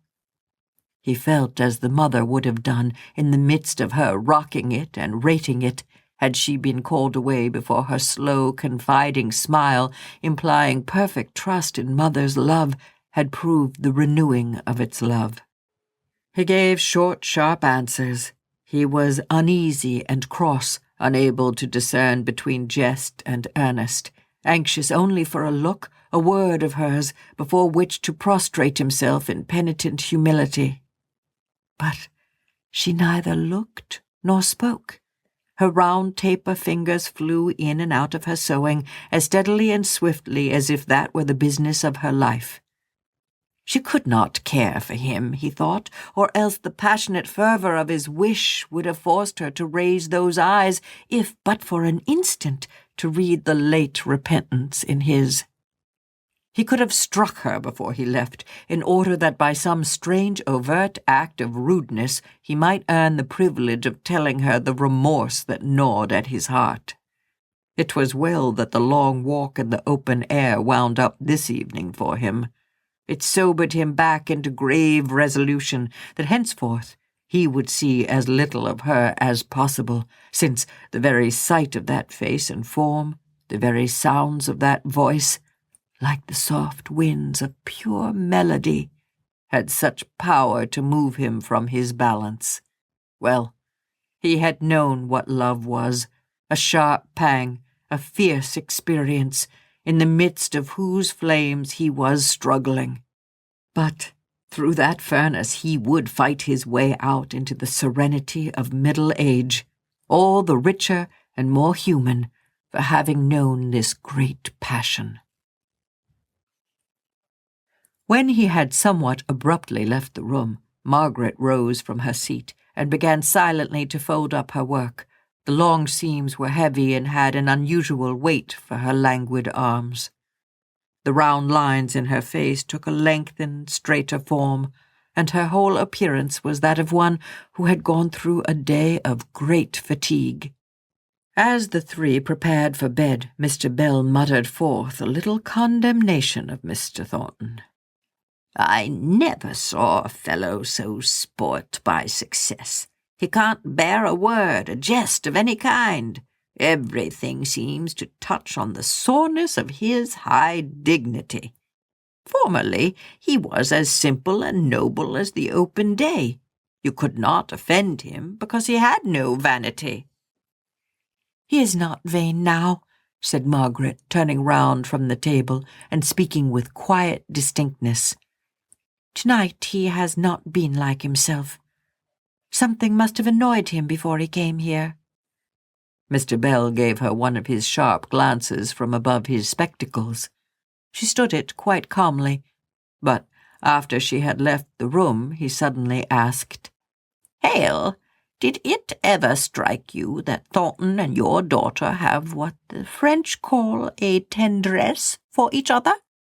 "Never," said Mr. Hale, first startled and then flurried by the new idea. "No, I am sure you are wrong. I am almost certain you are mistaken. If there is anything, it is all on Mr. Thornton's side, poor fellow. I hope and trust he is not thinking of her, for I am sure she would not have him." "Well, I'm a bachelor, and have steered clear of love affairs all my life, so perhaps my opinion is not worth having. Or else I should say there were very pretty symptoms about her." "Then I am sure you are wrong," said Mr. Hale. "He may care for her, though she really has been almost rude to him at times. But she? Why, Margaret would never think of him, I'm sure.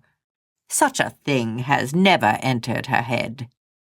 Entering her heart would do. But I merely threw out a suggestion of what might be. I dare say I was wrong. And whether I was wrong or right, I'm very sleepy. So, having disturbed your night's rest, as I can see, with my untimely fancies, I'll betake myself with an easy mind to my own." But Mr. Hale resolved that he would not be disturbed by any such nonsensical idea. So he lay awake, determining not to think about it.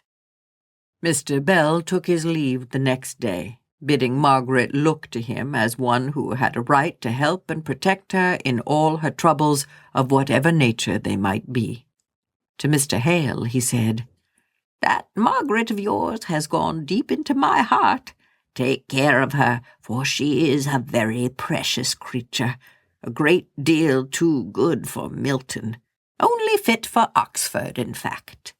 The town, I mean, not the men.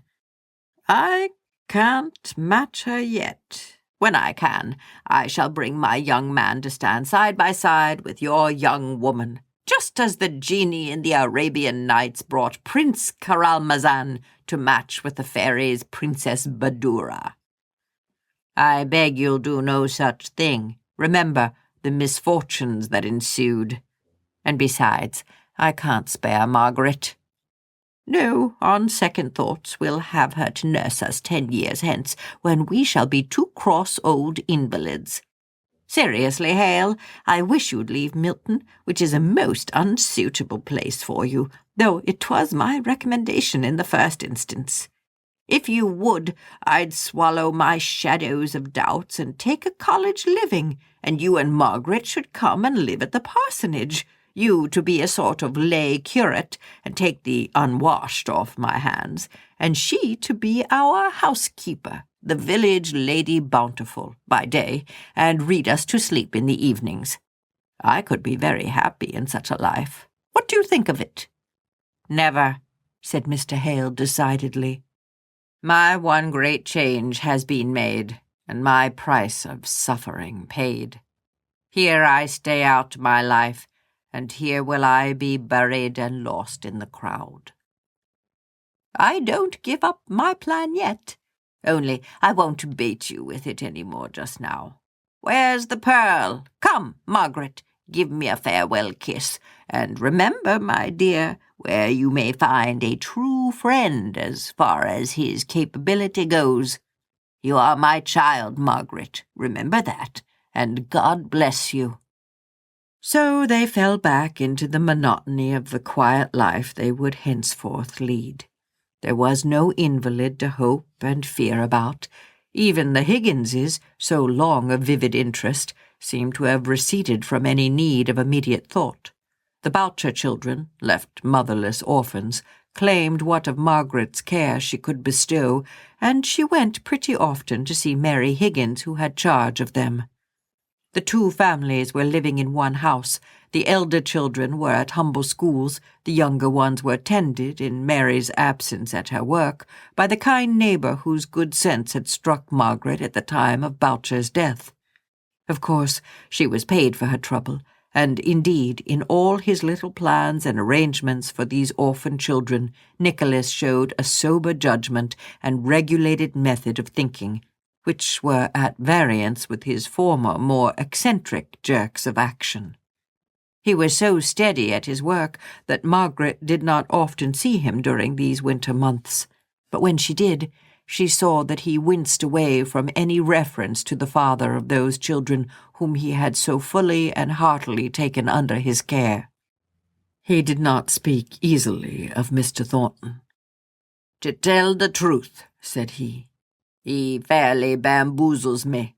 He's two chaps. One chap I knowed of old as were master all o'er. T'other chap hasn't an ounce of master's flesh about him. Them two chaps is bound up in one body as a craddy for me to find out.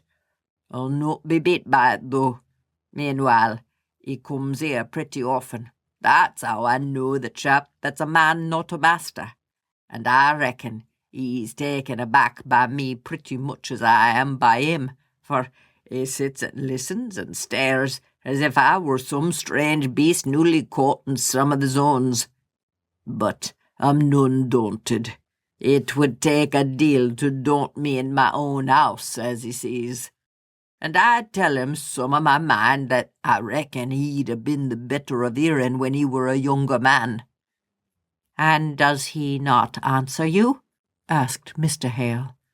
"Well, I'll not say the advantage is all on his side, for all I'd take credit for improving him above a bit. Sometimes he says a rough thing or two, which is not agreeable to look at first, but has a queer smack of truth in it when you come to chew it. He'll be coming tonight, I reckon, about them childish schooling. He's not satisfied with the make of it, and wants for to examine 'em." "What are they?" began Mr. Hale, but Margaret, touching his arm, showed him her watch. "It is nearly 7, she said. "The evenings are getting longer now. Come, Papa." She did not breathe freely till they were some distance from the house. Then, as she became more calm, she wished that she had not been in so great a hurry, for somehow they saw Mr. Thornton but very seldom now, and he might have come to see Higgins, and for the old friendship's sake she should like to have seen him tonight. Yes, he came very seldom, even for the dull, cold purpose of lessons. Mr. Hale was disappointed in his pupil's lukewarmness about Greek literature, which had but a short time ago so great an interest for him. And now it often happened that a hurried note from Mr. Thornton would arrive just at the last moment, saying that he was so much engaged that he could not come to read with Mr. Hale that evening. And though other pupils had taken more than his place as to time, no one was like his first scholar in Mr. Hale's heart. He was depressed and sad at this partial cessation of an intercourse which had become dear to him, and he used to sit pondering over the reason that could have occasioned this change. He startled Margaret one evening as she sat at her work by suddenly asking, "Margaret, had you ever any reason for thinking that Mr. Thornton cared for you?" He almost blushed as he put this question, but Mr. Bell's scouted idea recurred to him, and the words were out of his mouth before he well knew what he was about. Margaret did not answer immediately, but by the bent drooping of her head, he guessed what her reply would be. "Yes, I believe. Oh, Papa, I should have told you." And she dropped her work and hid her face in her hands. "No, dear, don't think that I am impertinently curious. I am sure you would have told me if you had felt that you could return his regard. Did he speak to you about it?" No answer at first, but by and by a little, gentle, reluctant, "Yes." "And you refused him?" A long sigh, a more helpless, nerveless attitude, and another, "Yes." But before her father could speak, Margaret lifted up her face, rosy with some beautiful shame, and, fixing her eyes upon him, said, "Now, Papa, I have told you this, and I cannot tell you more. And then the whole thing is so painful to me. Every word and action connected with it is so unspeakably bitter that I cannot bear to think of it. Oh, Papa, I am sorry to have lost you this friend, but I could not help it. But, oh, I am very sorry." She sat down on the ground and laid her head on his knees. "I, too, am sorry, my dear. Mr. Bell quite startled me when he said some idea of the kind." "Mr. Bell? Oh, did Mr. Bell see it?" "A little, but he took it into his head that you— how shall I say it? That you were not ungraciously disposed towards Mr. Thornton. I knew that could never be. I hoped the whole thing was but an imagination, but I knew too well what your real feelings were to suppose that you could ever like Mr. Thornton in that way. But I am very sorry." They were very quiet and still for some minutes, but on stroking her cheek in a caressing way soon after, he was almost shocked to find her face wet with tears. As he touched her, she sprang up and, smiling with forced brightness, began to talk of the Lennoxes with such a vehement desire to turn the conversation that Mr. Hale was too tender-hearted to try to force it back into the old channel. "Tomorrow, yes, tomorrow they will be back in Harley Street. Oh, how strange it will be! I wonder what room they will make into the nursery. Aunt Shaw will be happy with the baby. Fancy Edith and Mamma, and Captain Lennox. I wonder what he will do with himself now he has sold out."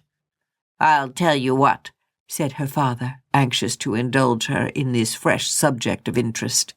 "I think I must spare you for a fortnight, just to run up to town and see the travellers. You could learn more by half an hour's conversation with Mr. Henry Lennox about Frederick's chances than in a dozen of these letters of his, so it would, in fact, be uniting business with pleasure." "No, Papa, you cannot spare me, and what's more, I won't be spared." Then, after a pause, she added, "I am losing hope, sadly, about Frederick.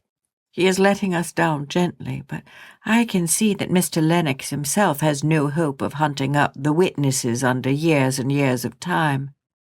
"No," said she, "that bubble was very pretty and very dear to our hearts, but it has burst like many another, and we must console ourselves with being glad that Frederick is so happy and with being a great deal to each other. So don't offend me by talking of being able to spare me, Papa, for I assure you, you can't." But the idea of a change took root and germinated in Margaret's heart, although not in the way in which her father proposed it at first. She began to consider how desirable something of the kind would be to her father, whose spirits, always feeble, now became too frequently depressed, and whose health, though he never complained, had been seriously affected by his wife's illness and death. There were the regular hours of reading with his pupils, but that all giving and no receiving could no longer be called companionship, as in the old days when Mr. Thornton came to study under him. Margaret was conscious of the want under which he was suffering, unknown to himself, the want of a man's intercourse with men. At Helston there had been perpetual occasions for an interchange of visits with neighbouring clergymen, and the poor labourers in the fields, or leisurely tramping home at eve, or tending their cattle in the forest, were always at liberty to speak or be spoken to. But in Milton, everyone was too busy for quiet speech or any ripened intercourse of thought. What they said was about business, very present and actual. And when the tension of mind relating to their daily affairs was over, they sunk into fallow rest until next morning. The workman was not to be found after the day's work was done. He had gone away to some lecture or some club or some beer shop according to his degree of character. Mr. Hale thought of trying to deliver a course of lectures at some of the institutions, but he contemplated doing this so much as an effort of duty, and with so little of the genial impulse of love towards his work and its end, that Margaret was sure that it would not be well done until he could look upon it with some kind of zest. So finally, someone got through to Hale. Because the man is so blind. And he's a bachelor. Mr. Bell. Mr. Bell's the one who sees the truth. And poor Margaret. And poor Mr. Thornton. Oh, wasn't that just a horrible foot-in-mouth moment for Thornton? I felt so bad for him. Because there was not, what can you do in a situation like that? What could he have done? He couldn't pull it back. He couldn't really directly apologize for the truth snark comment. He's out of luck. And he knew he hurt her. Mr. Bell is an interesting character. We will see more of him. But now, the important part is that Margaret now has this idea of going back to Harley Street and hanging out with Edith. And, you know, to Kate's comment earlier, the one that I read before we listened to the chapter, I can't help but wonder if some of Margaret's naivete isn't naivete in the traditional ingenue sense, but naivete because she spent most of her tween and teenage years with Edith. And Edith is clearly a flirt and the clothes horse and the one that everybody paid attention to. Plus, I mean, she's the daughter in the house that Margaret's living in. So, But if you were just pretty and quite intelligent, and you were always in the room next to the beautiful butterfly, you are not going to see yourself as marriage material because everybody else is going to be talking about getting the pretty one married off first. Even though it's become clear over the course of this book that Margaret is anything but unattractive. I used to call girls who looked like Edith cheerleader pretty. And then there are other people who are beautiful, but they don't look like a cheerleader, or they don't look like a model, but they're beautiful. They're pleasant to look at. They're well put together. They're beautiful. And Margaret's always struck me as that kind of young woman. And Edith has always struck me as cheerleader pretty, which is not an indictment of cheerleaders. Some of my good friends were cheerleaders. And with that, I leave you. Have a great week. I'll talk to you very soon. Take care. Bye. 360. Chapter 41.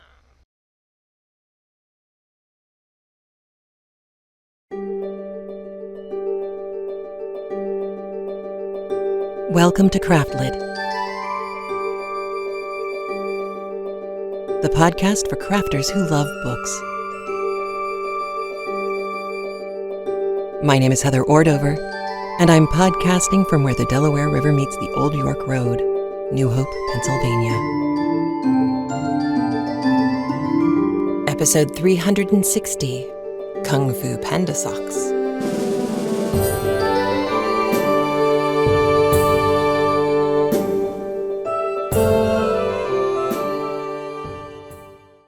Well, hello! Oh, I have very exciting things to bring you today. I am so happy, mostly because school is starting, and that's just wonderful.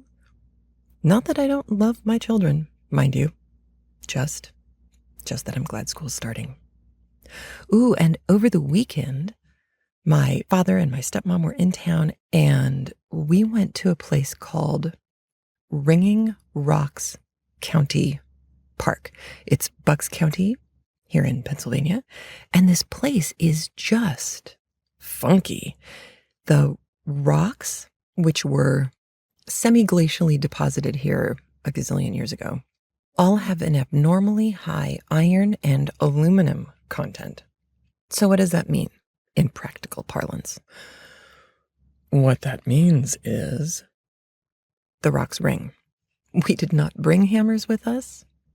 There was no information about this on the internet or anything, but all these other people brought hammers.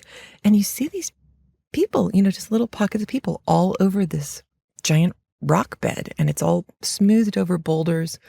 And some of them have, dents in them from people hitting them with hammers, but the rocks ring. The other thing that happened while we were at this park is, I think it was my dad who said he wanted to take a panorama picture because the place is gorgeous. And we went from the field of ringing rocks, which just sounds like something out of a fantasy novel. And lo, we came upon the field of the ringing rocks.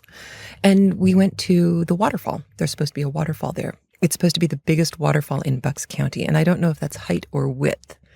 I'm willing to bet both, because if you have a place where you've had a lot of glacial cracking of rocks, which you would have had to have to create these rounded, ringing boulders, a little bit further on, you still had the glacial, just like how potholes are created in roads.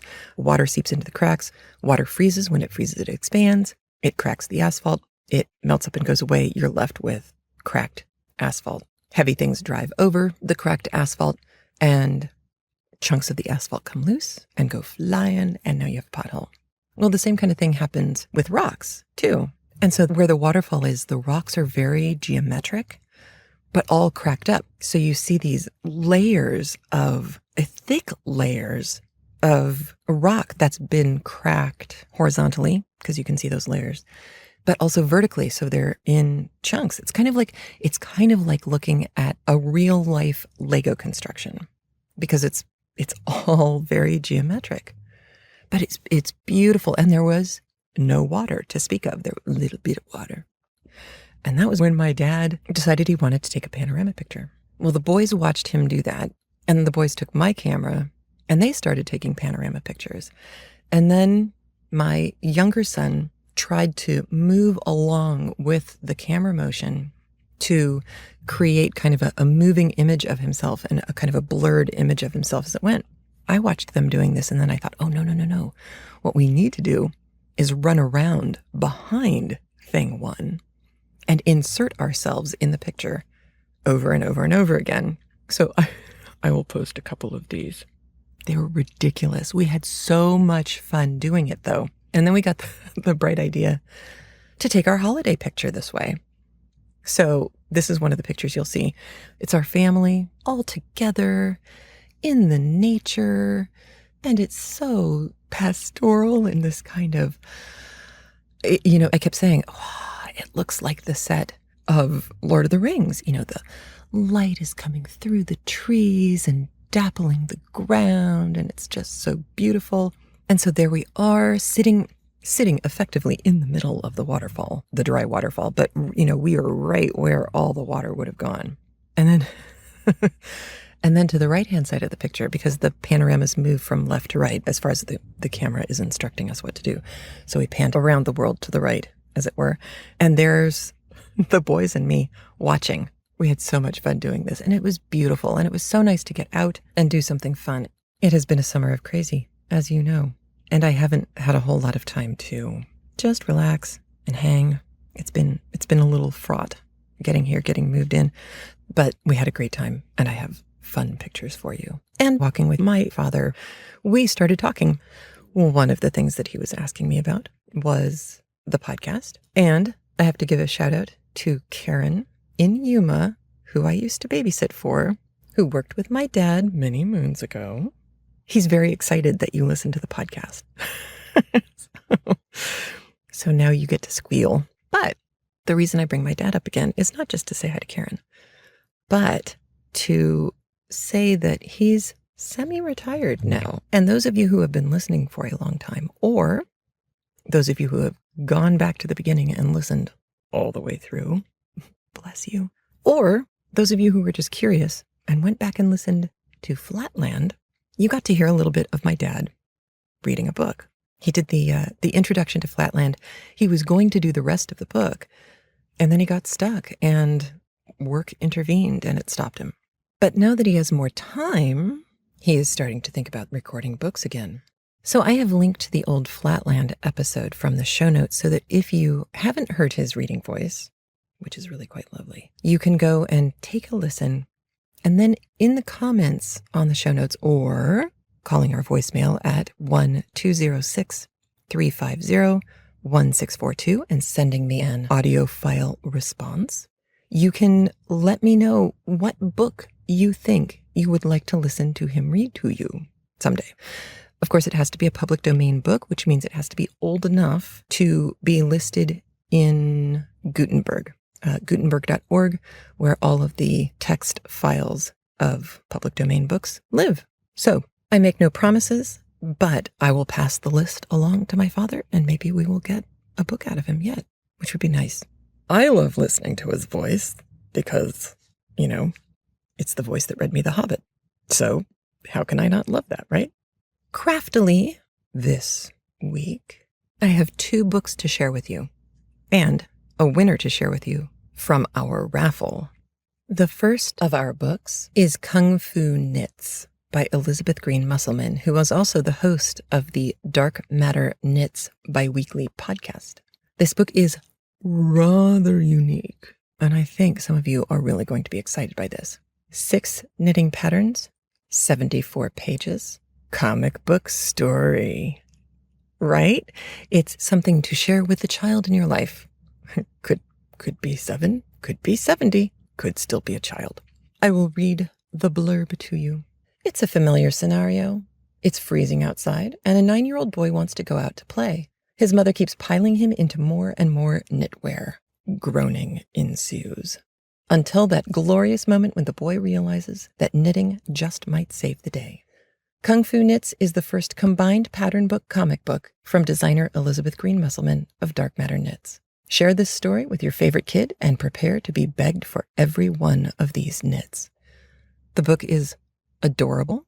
It is illustrated by Ben Bender, and it's a cooperative press book. So I'm very excited. My excitedness knows no bounds because this is the brainchild of Elizabeth Green Musselman, who is one of the most wonderful people on the planet and a good friend of the show and a good friend of Madame Defarge. So huge congratulations to Elizabeth Green Musselman. The other book I wanted to share with you is Sock Architecture. This is a subject, as you know, near and dear to my heart, what with sock heels being part of sock architecture. This book is coming to you from Cooperative Press and Laura Neal. And you may be saying to yourself, why do I know Laura Neal's name? And that is because Laura Neal has been the host of Math for Knitters for a very long time. And you know, if Math for Knitters host has written a book, you will hear some math facts like this. Sock architecture is perfect for both experienced and novice sock knitters. This thorough, imaginative collection of sock shapes and patterns gives you the tools to construct an astounding variety of custom socks. In the book, you will find 17 patterns, which gives you 1,156 possible combinations of 17 top-down toes, 68 top-down heels, 17 toe-up toes, and 26 toe-up heels. I swear if you can't find a sock that fits you after doing this, you're gonna just have to move someplace where you don't wear socks. And I even went back to my sewing. I needed to make a bench cushion. And I'll put the picture of the finished product on the website because I'm really quite proud of it. I didn't have a pattern. I had a kind of pathetically smushed 40-year-old seat cushion that I was going to need to replace. So I had the measurements and it just needed some more foam, some more fluffiness. And we wanted it to be a little bit thicker, a little more comfortable. But I knew I was going to have to make piping in order to make this look good. And I haven't done piping in 1,000 years. It's been a really long time. But I did it. And I'm really proud of it. And the boys looked at it and went, wow, Mom, that looks real. So I figured that was a win. But back to the book. So Simply Samplers, I thought was interesting because it's the kind of hand embroidery that I actually think I might be able to do. I can cross stitch just fine because there's a hole to come up in and a hole to go down through, and that's it. You don't have to do anything more special than that. Embroidery requires a level of precision that I'm not comfortable with most of the time, but I really like the instructional pieces at the front, and I really like two things at the end of the book. One is the instructional diagrams for how to do the embroidery, the particular stitches. Those diagrams and schematics and pictures and everything are big. I'm not just saying that I like this because I now wear progressive lenses. I'm saying this because it is so much easier to follow the big pictures. The other thing that I really like is, like the other Stackpole books, at the end is a visual index of all of the projects. The projects in here are varied, they are colorful, they are adorable, they are doable. And by doable, I mean some of them are very large, some of them are very small. They're all starting you off on techniques that you may not know, but even if you are experienced in embroidery, I think there's actually some things in here that you might just like because the pattern is adorable. None of it looks like Kleenex tissue box covers, if you know what I mean. Cheryl Fall herself is the author of 13 books, including Embroidery Basics, and 3 titles in the popular Dummies series, and more than 2,000 articles on crafts. She maintains the needleknowledge.com website and was the host of the nationally distributed PBS Plus series, The Creative Life. Cheryl has been designing professionally since 1986 and has been a designer for DMC Threads and J&P Coats Anchor. She lives near Portland, Oregon, because she is lucky. But the book is lovely, and there's even a Hanukkah little mad thing in here. I really like the book. I didn't get a voicemail this week, but I did get an email from Rosemary. And she said that thanks to the Stitcher app, she has been catching up by listening on her tablet while working on a dining room renovation. I can't imagine anything more difficult. I am so glad CraftLit has been able to be there for you through any renovation. I shudder. But it's also one of those wonderful things about the Stitcher app. It works nicely. She also says, in fact, in the last chapter I listened to, you pointed out Margaret's thoughts on tasteless wallpaper just as I was stripping bright Barbie pink paper from the wall. I have such empathy. The first place that Andrew and I got in Brooklyn, that was a 3rd floor of a brownstone, the woman had used bright Barbie pink trim and baby blue wainscoting. So yeah, we painted. We stripped some and we painted a lot. But she goes on to say, I also have another reason for emailing. A Facebook acquaintance of mine, Ashley Ann Scott, is trying to start a small business that I thought might be of interest to other listeners. She calls it Yarns with a Purpose, and she hopes to purchase wool from American ranchers who are working to save various breeds of sheep from extinction. In doing so, she hopes to not only support these ranchers, but to raise breed awareness of these sheep among knitters and other fiber artists who may not have heard of them. She'll be sending the wool to a family-run mill that uses vintage machinery for spinning. There's a lot more information on her Kickstarter page, and I've put a link to that in the show notes. And then says, I thought this was a neat idea and hoped you might be interested in sharing it with the listeners. And I thought, how cool. And not only how cool, but if you know anyone who is raising rare breed sheep, please let me know and I'll pass the information on. North and South. Today we have Chapter 41, or Volume 2, Chapter 16, called The Journey's End. And it begins this week with a quote from Browning.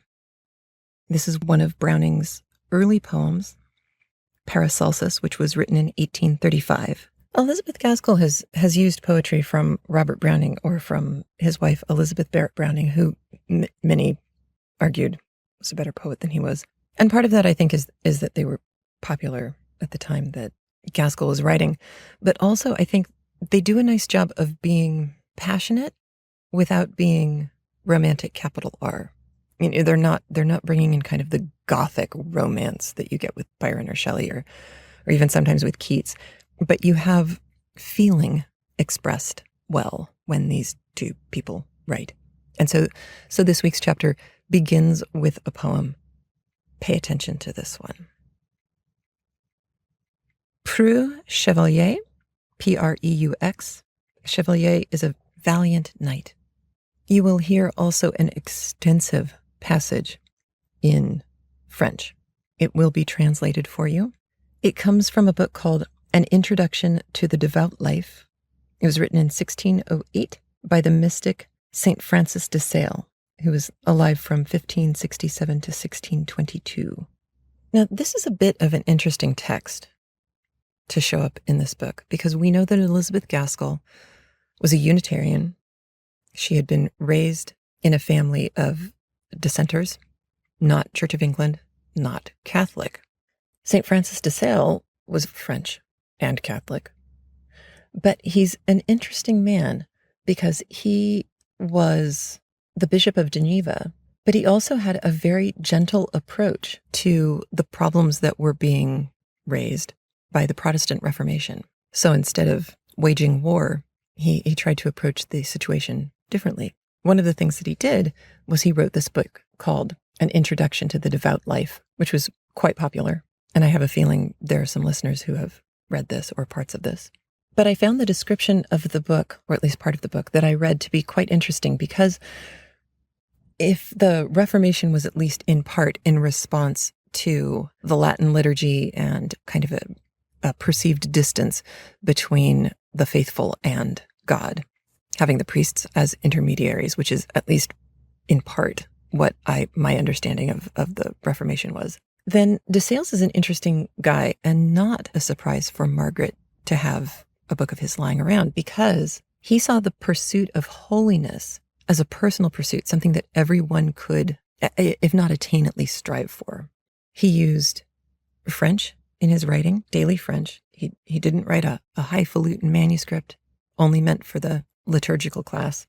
And he wrote meditations.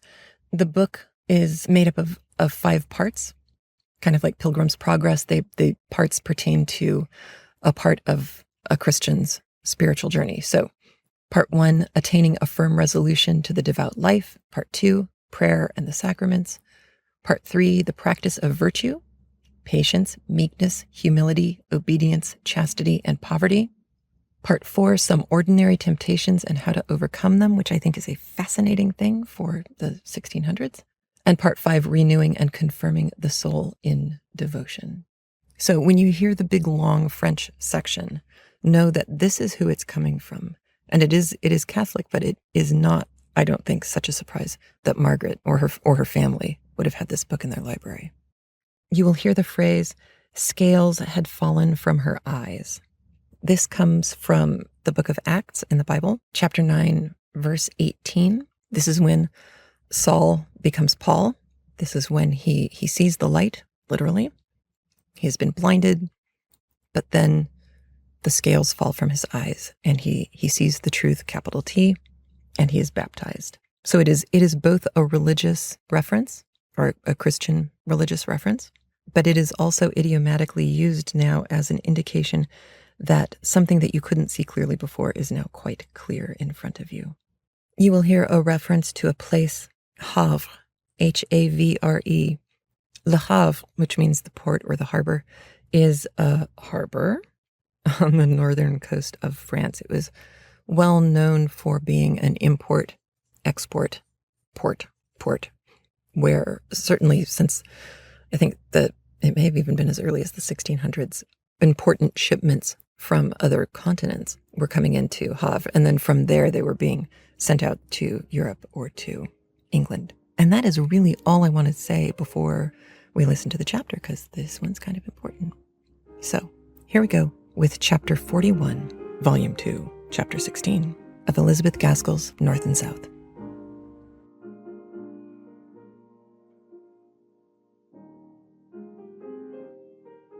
Chapter 41. The Journey's End. I see my way as birds their trackless way. I shall arrive. What time, what circuit first, I ask not. But unless God send his hail, or blinding fireballs, sleet, or stifling snow, in some time, his good time, I shall arrive. He guides me and the bird in his good time. Browning's Paracelsus. So the winter was getting on, and the days were beginning to lengthen, without bringing with them any of the brightness of hope which usually accompanies the rays of a February sun. Mrs. Thornton had, of course, entirely ceased to come to the house. Mr. Thornton came occasionally, but his visits were addressed to her father and were confined to the study. Mr. Hale spoke of him as always the same. Indeed, the very rarity of their intercourse seemed to make Mr. Hale set only the higher value on it. And from what Margaret could gather of what Mr. Thornton had said, there was nothing in the cessation of his visits which could arise from any umbrage or vexation. His business affairs had become complicated during the strike and required closer attention than he had given to them last winter. Nay, Margaret could even discover that he spoke from time to time of her, and always, as far as she could learn, in the same calm, friendly way, never avoiding and never seeking any mention of her name. She was not in spirits to raise her father's tone of mind. The dreary peacefulness of the present time had been preceded by so long a period of anxiety and care, even intermixed with storms, that her mind had lost its elasticity. She tried to find herself occupation in teaching the two younger Boucher children, and worked hard at goodness. Hard, I say most truly, for her heart seemed dead to the end of all her efforts. And though she made them punctually and painfully, yet she stood as far off as ever from any cheerfulness. Her life seemed still bleak and dreary. The only thing she did well was what she did out of unconscious piety, the silent comforting and consoling of her father. Not a mood of his but what found a ready sympathizer in Margaret. Not a wish of his that she did not strive to forecast and to fulfill. They were quiet wishes, to be sure, and hardly named without hesitation and apology. All the more complete and beautiful was her meek spirit of obedience. March brought the news of Frederick's marriage. He and Dolores wrote, she in Spanish-English, as was but natural, and he with little turns and inversions of words which proved how far the idioms of his bride's country were infecting him. On the receipt of Henry Lennox's letter, announcing how little hope there was of his ever clearing himself at a court-martial in the absence of the missing witnesses, Frederick had written to Margaret a pretty vehement letter, containing his renunciation of England as his country. He wished he could unnative himself, and declared that he would not take his pardon if it were offered him, nor live in the country if he had permission to do so. All of which made Margaret cry sorely, so unnatural did it seem to her at the first opening.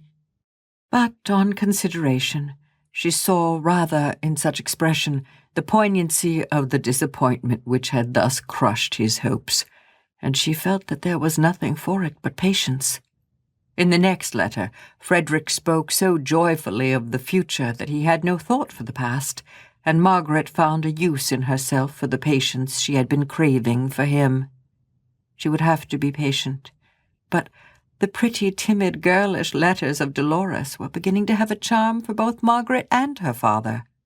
The young Spaniard was so evidently anxious to make a favorable impression upon her lover's English relations that her feminine care peeped out at every erasure, and the letters announcing the marriage were accompanied by a splendid black lace mantilla chosen by Dolores herself for her unseen sister-in-law, whom Frederick had represented as a paragon of beauty, wisdom, and virtue.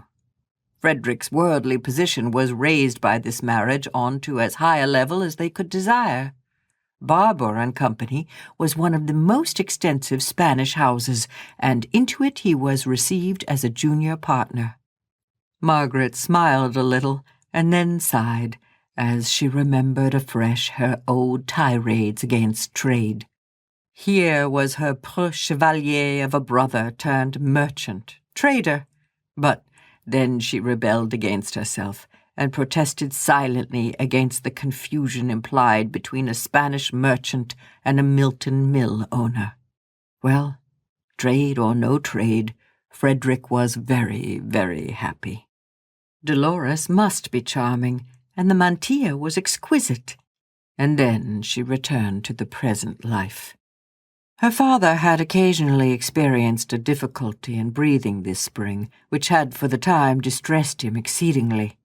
Margaret was less alarmed, as this difficulty went off completely in the intervals, but she still was so desirous of his shaking off the liability altogether as to make her very urgent that he should accept Mr. Bell's invitation to visit him at Oxford this April. Mr. Bell's invitation included Margaret. Nay, more, he wrote a special letter commanding her to come. But she felt as if it would be a greater relief to her to remain quietly at home, entirely free from any responsibility whatever, and so to rest her mind and heart in a manner which she had not been able to do for more than 2 years past.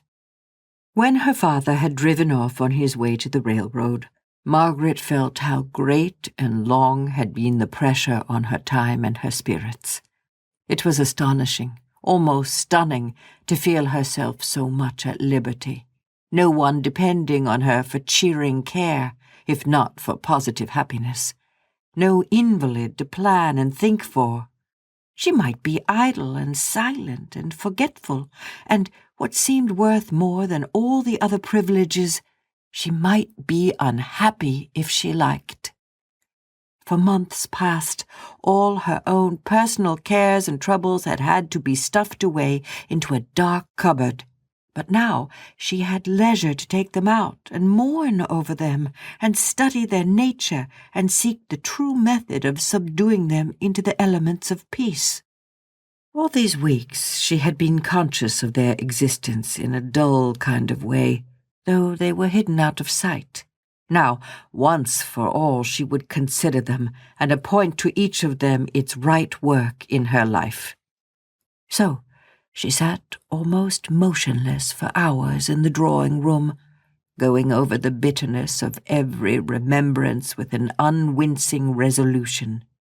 Only once she cried aloud, at the stinging thought of the faithlessness which gave birth to that abasing falsehood. She now would not even acknowledge the force of the temptation. Her plans for Frederick had all failed, and the temptation lay there a dead mockery, a mockery which had never had life in it. The lie had been so despicably foolish, seen by the light of the ensuing events, and faith in the power of truth so infinitely the greater wisdom. In her nervous agitation, she unconsciously opened a book of her father's that lay upon the table. The words that caught her eye in it seemed almost made for her present state of acute self-abasement. Je ne voudrais par reprendre mon cœur en cette sorte. The way of humility. Ah, thought Margaret, that 'tis what I have missed. But courage, little heart, we will turn back, and by God's help, we may find the lost path. So she rose up and determined at once to set on to some work which should take her out of herself. To begin with, she called in Martha as she passed the drawing-room door and going upstairs, and tried to find out what was below the grave, respectful, servant-like manner which crusted over her individual character with an obedience that was almost mechanical. She found it difficult to induce Martha to speak of any of her personal interests, but at last she touched the right chord in naming Mrs. Thornton. Martha's whole face brightened, and, on a little encouragement, out came a long story of how her father had been in early life connected with Mrs. Thornton's husband, nay, had even been in a position to show him some kindness.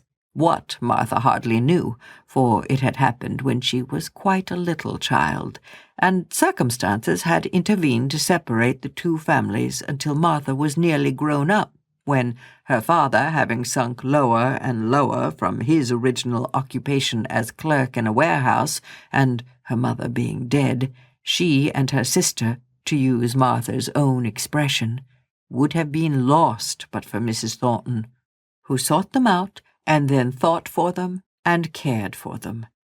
I had had the fever, and was but delicate, and Mrs. Thornton and Mr. Thornton, too, they never rested till they had nursed me up in their own house and sent me to the sea and all. The doctor said the fever was catching, but they cared none for that. Only Miss Fanny, and she went a-visiting these folk that she is going to marry into. So, though she was afraid at the time, it has all ended well." "Miss Fanny going to be married?" exclaimed Margaret. "Yes, and to a rich gentleman, too. Only he's a deal older than she is. His name is Watson, and his mills are somewhere out beyond Haley. 'Tis a very good marriage for all he's got such grey hair." At this piece of information, Margaret was silent long enough for Martha to recover her propriety, and, with it, her habitual shortness of answer. She swept up the hearth, asked at what time she should prepare tea, and quitted the room with the same wooden face with which she had entered it. Margaret had to pull herself up from indulging a bad trick which she had lately fallen into, of trying to imagine how every event that she heard of in relation to Mr. Thornton would affect him, whether he would like it or dislike it. The next day she had the little Boucher children for their lessons, and took a long walk, and ended by a visit to Mary Higgins. Somewhat to Margaret's surprise, she found Nicholas already come home from his work. The lengthening light had deceived her as to the lateness of the evening. He too seemed, by his manners, to have entered a little more on the way of humility. He was quieter and less self-asserting. "So the old gentleman's away on his travels, is he?" said he. "Little uns telled me so. But they're sharp uns, they are. I almost think they beat my own wenches for sharpness, though m'appen it's wrong to say so, and one on 'em in her grave. There's summat in the weather, I reckon, as sets folk a-wandering. My master, him at the shop yonder, is spinning about the world somewhere." "Is that the reason you're so soon at home tonight?" asked Margaret innocently. "Thou knowest naught about it, that's all," said he contemptuously. "I'm not one with two faces, one for my master and t'other for his back. I counted other clocks in the town striking afore I'd leave my work. No, yon Thornton's good enough for to fight with, but too good for to be cheated. It were you as getting me the place, and I thank you for it. Thornton's is not a bad mill as times go. Stand down, lad, and say your pretty hymn to Miss Margaret. That's right, steady on thy legs, and right arm out as straight as a sure. 1 to stop, 2 to stay, 3 mac ready, and 4 away." The little fellow repeated a Methodist hymn far above his comprehension in point of language, but of which the swinging rhythm had caught his ear, and which he repeated with all the developed cadence of a member of Parliament. When Margaret had duly applauded, Nicholas called for another, and yet another, much to her surprise, as she found him thus oddly and unconsciously led to take an interest in the sacred things which he had formerly scouted. It was past the usual tea time when she reached home, but she had the comfort of feeling that no one had been kept waiting for her, and of thinking her own thoughts while she rested, instead of anxiously watching another person to learn whether to be grave or gay. After tea, she resolved to examine a large packet of letters and pick out those that were to be destroyed. Among them she came to 4 or 5 of Mr. Henry Lennox's, relating to Frederick's affairs, and she carefully read them over again, with the sole intention, when she began, to ascertain exactly on how fine a chance the justification of her brother hung. But when she had finished the last, and weighed the pros and cons, the little personal revelation of character contained in them forced itself on her notice. It was evident enough from the stiffness of the wording that Mr. Lennox had never forgotten his relation to her in any interest he might feel in the subject of the correspondence. They were clever letters, Margaret saw that in a twinkling, but she missed out of them all hearty and genial atmosphere. They were to be preserved, however, as valuable, so she laid them carefully on one side. When this little piece of business was ended, she fell into a reverie, and the thought of her absent father ran strangely in Margaret's head this night. She almost blamed herself for having felt her solitude, and consequently his absence, as a relief. But these 2 days had set her up afresh, with new strength and brighter hope. Plans which had lately appeared to her in the guise of tasks now appeared like pleasures. The morbid scales had fallen from her eyes, and she saw her position and her work more truly. If only Mr. Thornton would restore her the lost friendship, nay, if he would only come from time to cheer her father as in former days, though she should never see him. She felt as if the course of her future life, though not brilliant in prospect, might lie clear and even before her. She sighed as she rose up to go to bed. In spite of the 1 step's enough for me, in spite of the one plain duty of devotion to her father, there lay at her heart an anxiety and a pang of sorrow. And Mr. Hale thought of Margaret that April evening just as strangely and as persistently as she was thinking of him. He had been fatigued by going about among his old friends and old familiar places. He had had exaggerated ideas of the change which his altered opinions might make in his friends' reception of him, but although some of them might have felt shocked or grieved or indignant at his falling off in the abstract, as soon as they saw the face of the man whom they had once loved, they forgot his opinions in himself, or only remembered them enough to give an additional tender gravity to their manner. For Mr. Hale had not been known to many. He had belonged to one of the smaller colleges, and had always been shy and reserved. But those who in youth had cared to penetrate to the delicacy of thought and feeling that lay below his silence and indecision took him to their hearts with something of the protecting kindness which they would have shown to a woman. And the renewal of this kindliness, after the lapse of years and an interval of so much change, overpowered him more than any roughness or expression of disapproval could have done. "I'm afraid we've done too much," said Mr. Bell. "You're suffering now from having lived so long in that Milton air." "I am tired," said Mr. Hale, "but it is not Milton air. I'm 55 years of age, and that little fact of itself accounts for any loss of strength." Nonsense! I'm upwards of 60 and feel no loss of strength, either bodily or mental. Don't let me hear you talking so. 55? Why, you're quite a young man." Mr. Hale shook his head. "These last few years," said he. But after a minute's pause, he raised himself from his half-recumbent position in one of Mr. Bell's luxurious easy-chairs, and said with a kind of trembling earnestness, "Bell, you're not to think that if I could have foreseen all that would come of my change of opinion and my resignation of my living, no, not even if I could have known how she would have suffered, that I would undo it, the act of open acknowledgment that I no longer held the same faith as the church in which I was a priest.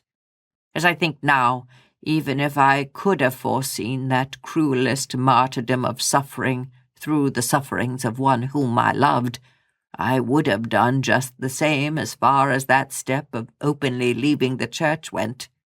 I might have done differently and acted more wisely in all that I subsequently did for my family, but I don't think God endued me with overmuch wisdom or strength," he added, falling back into his old position. Mr. Bell blew his nose ostentatiously before answering. Then he said, "He gave you strength to do what your conscience told you was right, and I don't see that we need any higher or holier strength than that, or wisdom either.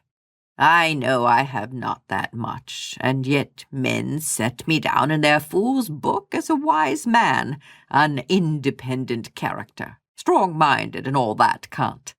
The veriest idiot who obeys his own simple law of right, if it be but in wiping his shoes on a doormat, is wiser and stronger than I. But what gulls men are!" There was a pause. Mr. Hale spoke first in continuation of his thought. "About Margaret." "Well, about Margaret? What then?" "If I die." "Nonsense!" "What will become of her, I often think. I suppose the Lennoxes will ask her to live with them. I try to think they will. Her Aunt Shaw loved her well in her own quiet way, but she forgets to love the absent. A very common fault. What sort of people are the Lennoxes?" "He, handsome, fluent, and agreeable. Edith, a sweet little spoiled beauty. Margaret loves her with all her heart, and Edith with as much of her heart as she can spare."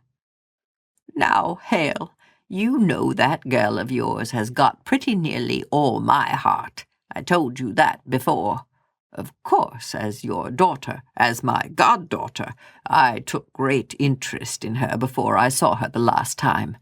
But this visit that I paid to you at Milton made me her slave.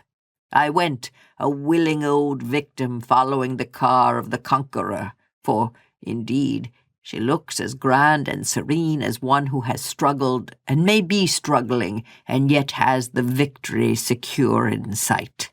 Yes, in spite of all her present anxieties, that was the look on her face. And so all I have is at her service if she needs it, and will be hers whether she will or no when I die. Moreover, I myself will be her preux chevalier, 60 and gouty though I be.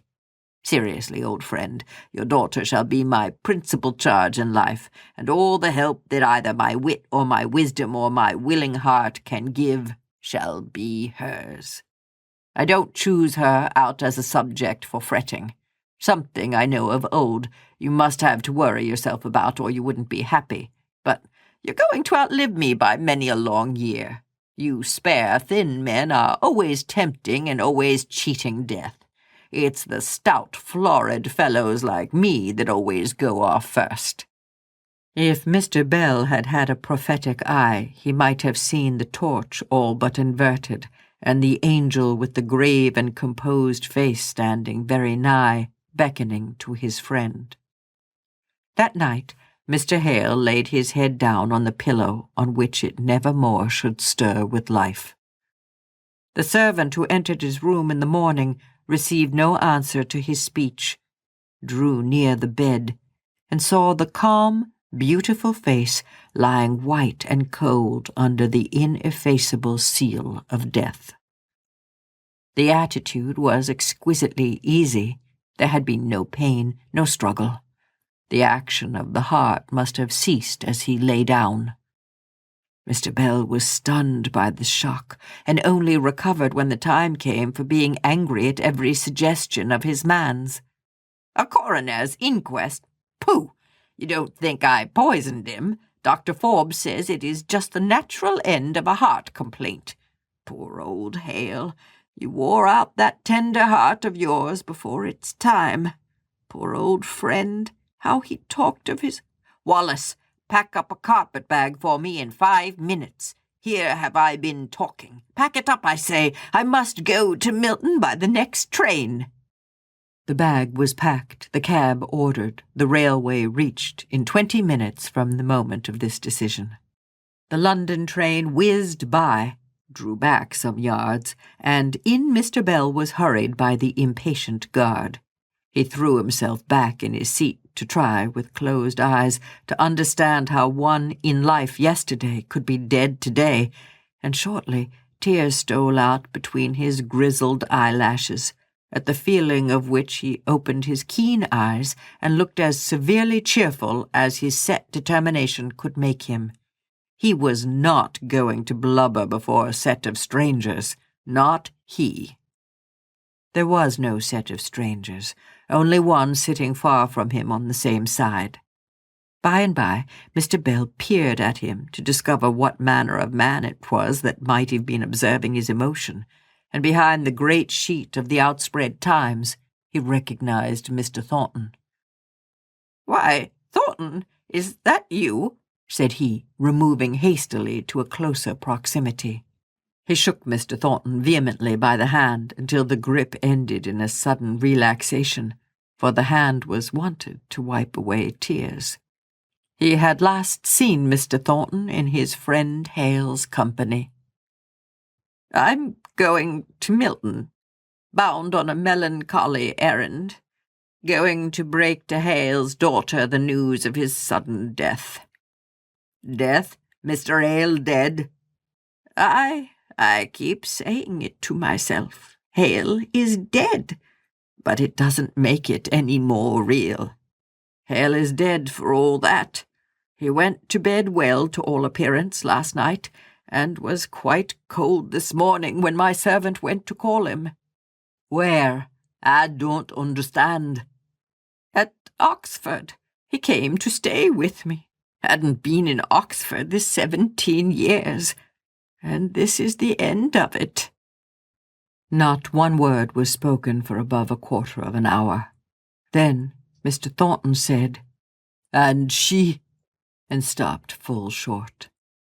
"Margaret, you mean? Yes, I am going to tell her.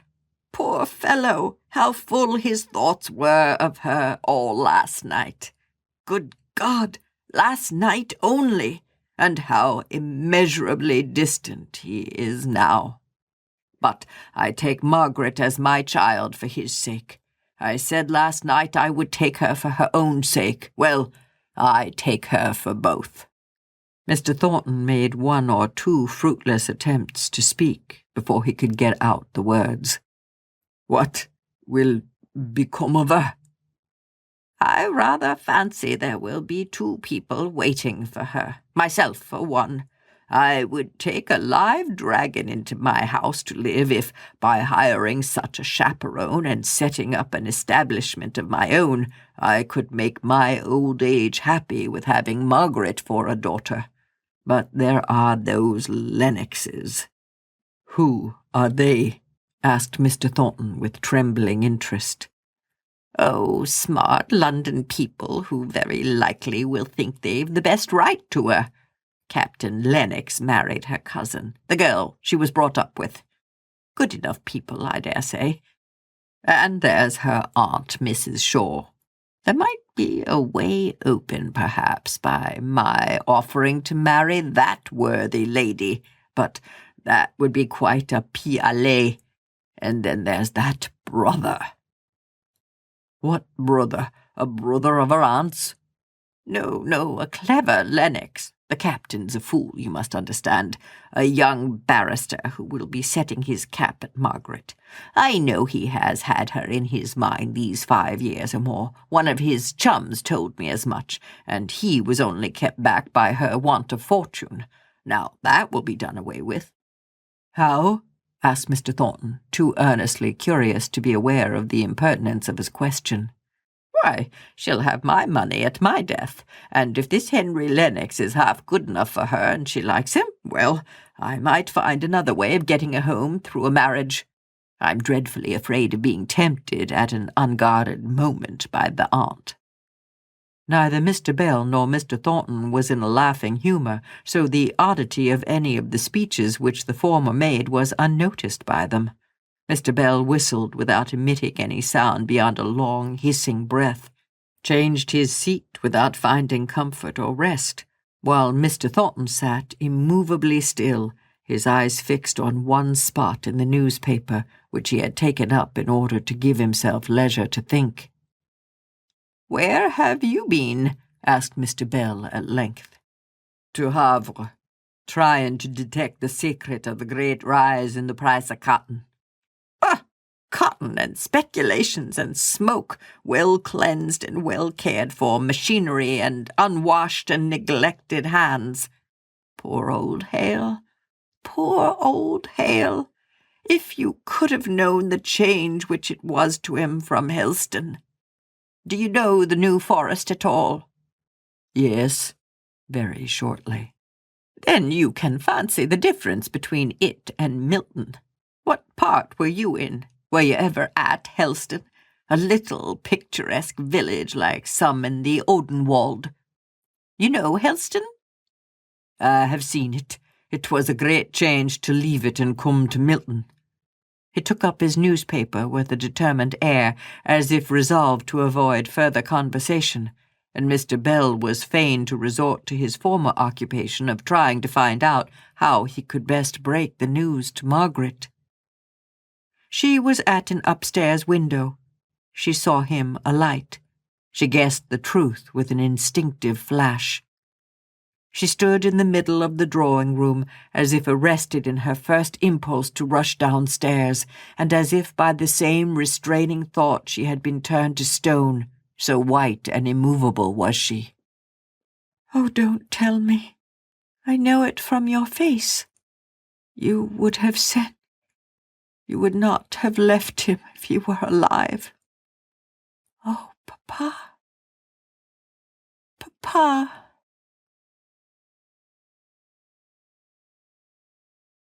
Okay. A lot just happened.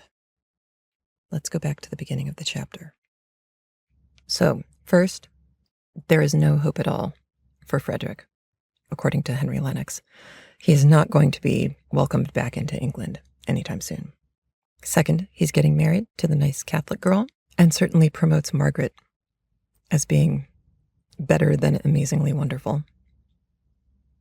And then there's the huge irony that now Frederick is part of the merchant class after he was so snarky about Thornton back during his visit when he was staying with his family and saw Thornton and thought he was common. And then Margaret and her father are invited to see Mr. Bell, but she turns down the invitation. And at first I thought, oh, well, that's convenient because then she's home alone. But then I thought, no, if I had been through the ringer that she had just gone through, I think I might have wanted to stay at home too and just be away from everyone. I also found it very curious that Margaret's biggest response to the text that she saw open, the French text, was about humility. The text read again, "I should not like to chide my heart in this manner, saying, 'Die of shame in your blind, insolent, and treacherous disloyalty to your God,' and such like things. But I would wish to set it right by means of compassion, saying, 'Now then, my poor heart, here we are fallen into the pit which we had so determined to avoid. Ah, let us seek the light and leave this pit forever. Let us crave the mercy of God and hope that it will help us henceforth to be more resolute. Let us seek once more the way of humility. Courage may we be henceforth on our guard. God will help us. And I thought, well, I don't know if humility is exactly the one I would have taken as a takeaway on this. But I do like that she kept reading after she got to, but I would wish to set it right by means of compassion, saying, now then, my poor heart, here we are fallen into the pit which we had so determined to avoid. Let us seek the light and leave this pit forever. And I thought, oh, how timely, with all of our talk of depression and everything. And I think that this is also a marvelous example of the difference between someone who is depressed because of circumstance, and Margaret has every reason to be depressed, versus someone who is clinically depressed, where their brain chemistry is off. And I think it's the misunderstanding of those two states that leads to, you're just not strong enough, you need to snap out of it kind of thing. Margaret is able to snap out of it because Margaret is not clinically depressed. She has, however, been through an ungodly ringer. And I found it interesting that the way she started to pull herself out was to start to ask her servant questions about herself, wanting to know something more about Martha and getting Martha to talk, and then hearing a story about how wonderful someone else had been. And in this case, it's Mrs. Thornton and Mr. Thornton too, which of course leads Margaret to wanting to go to see Higgins, maybe get some news on Mr. T. And she does, kind of. She finds out that Higgins, at least, respects Thornton. And that's pretty awesome. And Higgins is doing a wonderful job with Boucher's children. And then the narrative switches, which it's done before, but this switch, I don't know, did it feel different to you? It felt different to me. Maybe it's just because of what was coming. But now we're with Hale and Mr. Bell, and their conversation is interesting. And Mr. Bell continues his kind of jovial wit, for lack of a better term, where he's just kind of always light and breezy. He is not so much comic relief as just relief. And then after making sure that Margaret would be taken care of, Mr. Hale dies, like he was waiting for an opportunity, for a chance, for the go-ahead. And I love the description of how Mr. Bell responds. You know, coroner, what coroner? You think I poisoned my oldest friend? This is ridiculous. And of course, the other go-ahead that Hale had to receive was to find out that the scholars, the theological scholars who he'd gone to school with in Oxford, still liked him, even though he was a dissenter. And we learn a little bit about Thornton and his business. The price of cotton is ridiculously high. It's making him nervous enough to travel all the way to the port in France to see why he is being charged so much for his raw materials. And because of that, Belle has the opportunity to run into him on the train. But did you catch the little throwaway? It didn't register with me the first couple times. The writing here is actually very curious. Belle says, if you could have known the change that it was for him from Helston, do you know the New Forest at all? The response is written this way: yes, period. And that's the entire quote. And then in parentheses after that, it says, very shortly. Just letting you know that Thornton's reaction is, yes. Yes, I don't want to talk about it. Yes, we're done. And Belle goes on to say, then you can fancy the difference between it and Milton. What part were you in? Were you ever at Helston? A little picturesque village like some in the Odenwald. You know Helston? The Odenwald is a region in Germany. So Belle comes at him again. You know Helston? And Thornton says, I have seen it. It was a great change to leave it and come to Milton. And then he picks up his newspaper like, we're done. Well, we know before that Thornton hadn't been to Helston. So sometime between when he met Margaret and now, he took a little trip. And maybe he took it, right now. We don't know. We can't know because he's not going to say anything else about it. And then poor Margaret knows. She knows as soon as she sees Mr. Bell alone. And it's very sad. And that is where we will end our book talk And that's it for me. Have a great week. I'll talk to you soon. Bye. You can find show notes for this episode and links to other episodes at craftlit.com. CraftLit also appears anywhere you can get a podcast: iTunes, Spotify, iHeartRadio, and on, including its own dedicated app. There are lots of ways to support CraftLit, from patreon.com/craftlit to craftlit.com memberships and channel memberships on YouTube.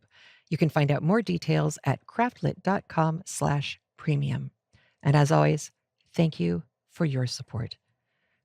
And remember, if your hands are too busy to pick up a book, at least you can turn one on.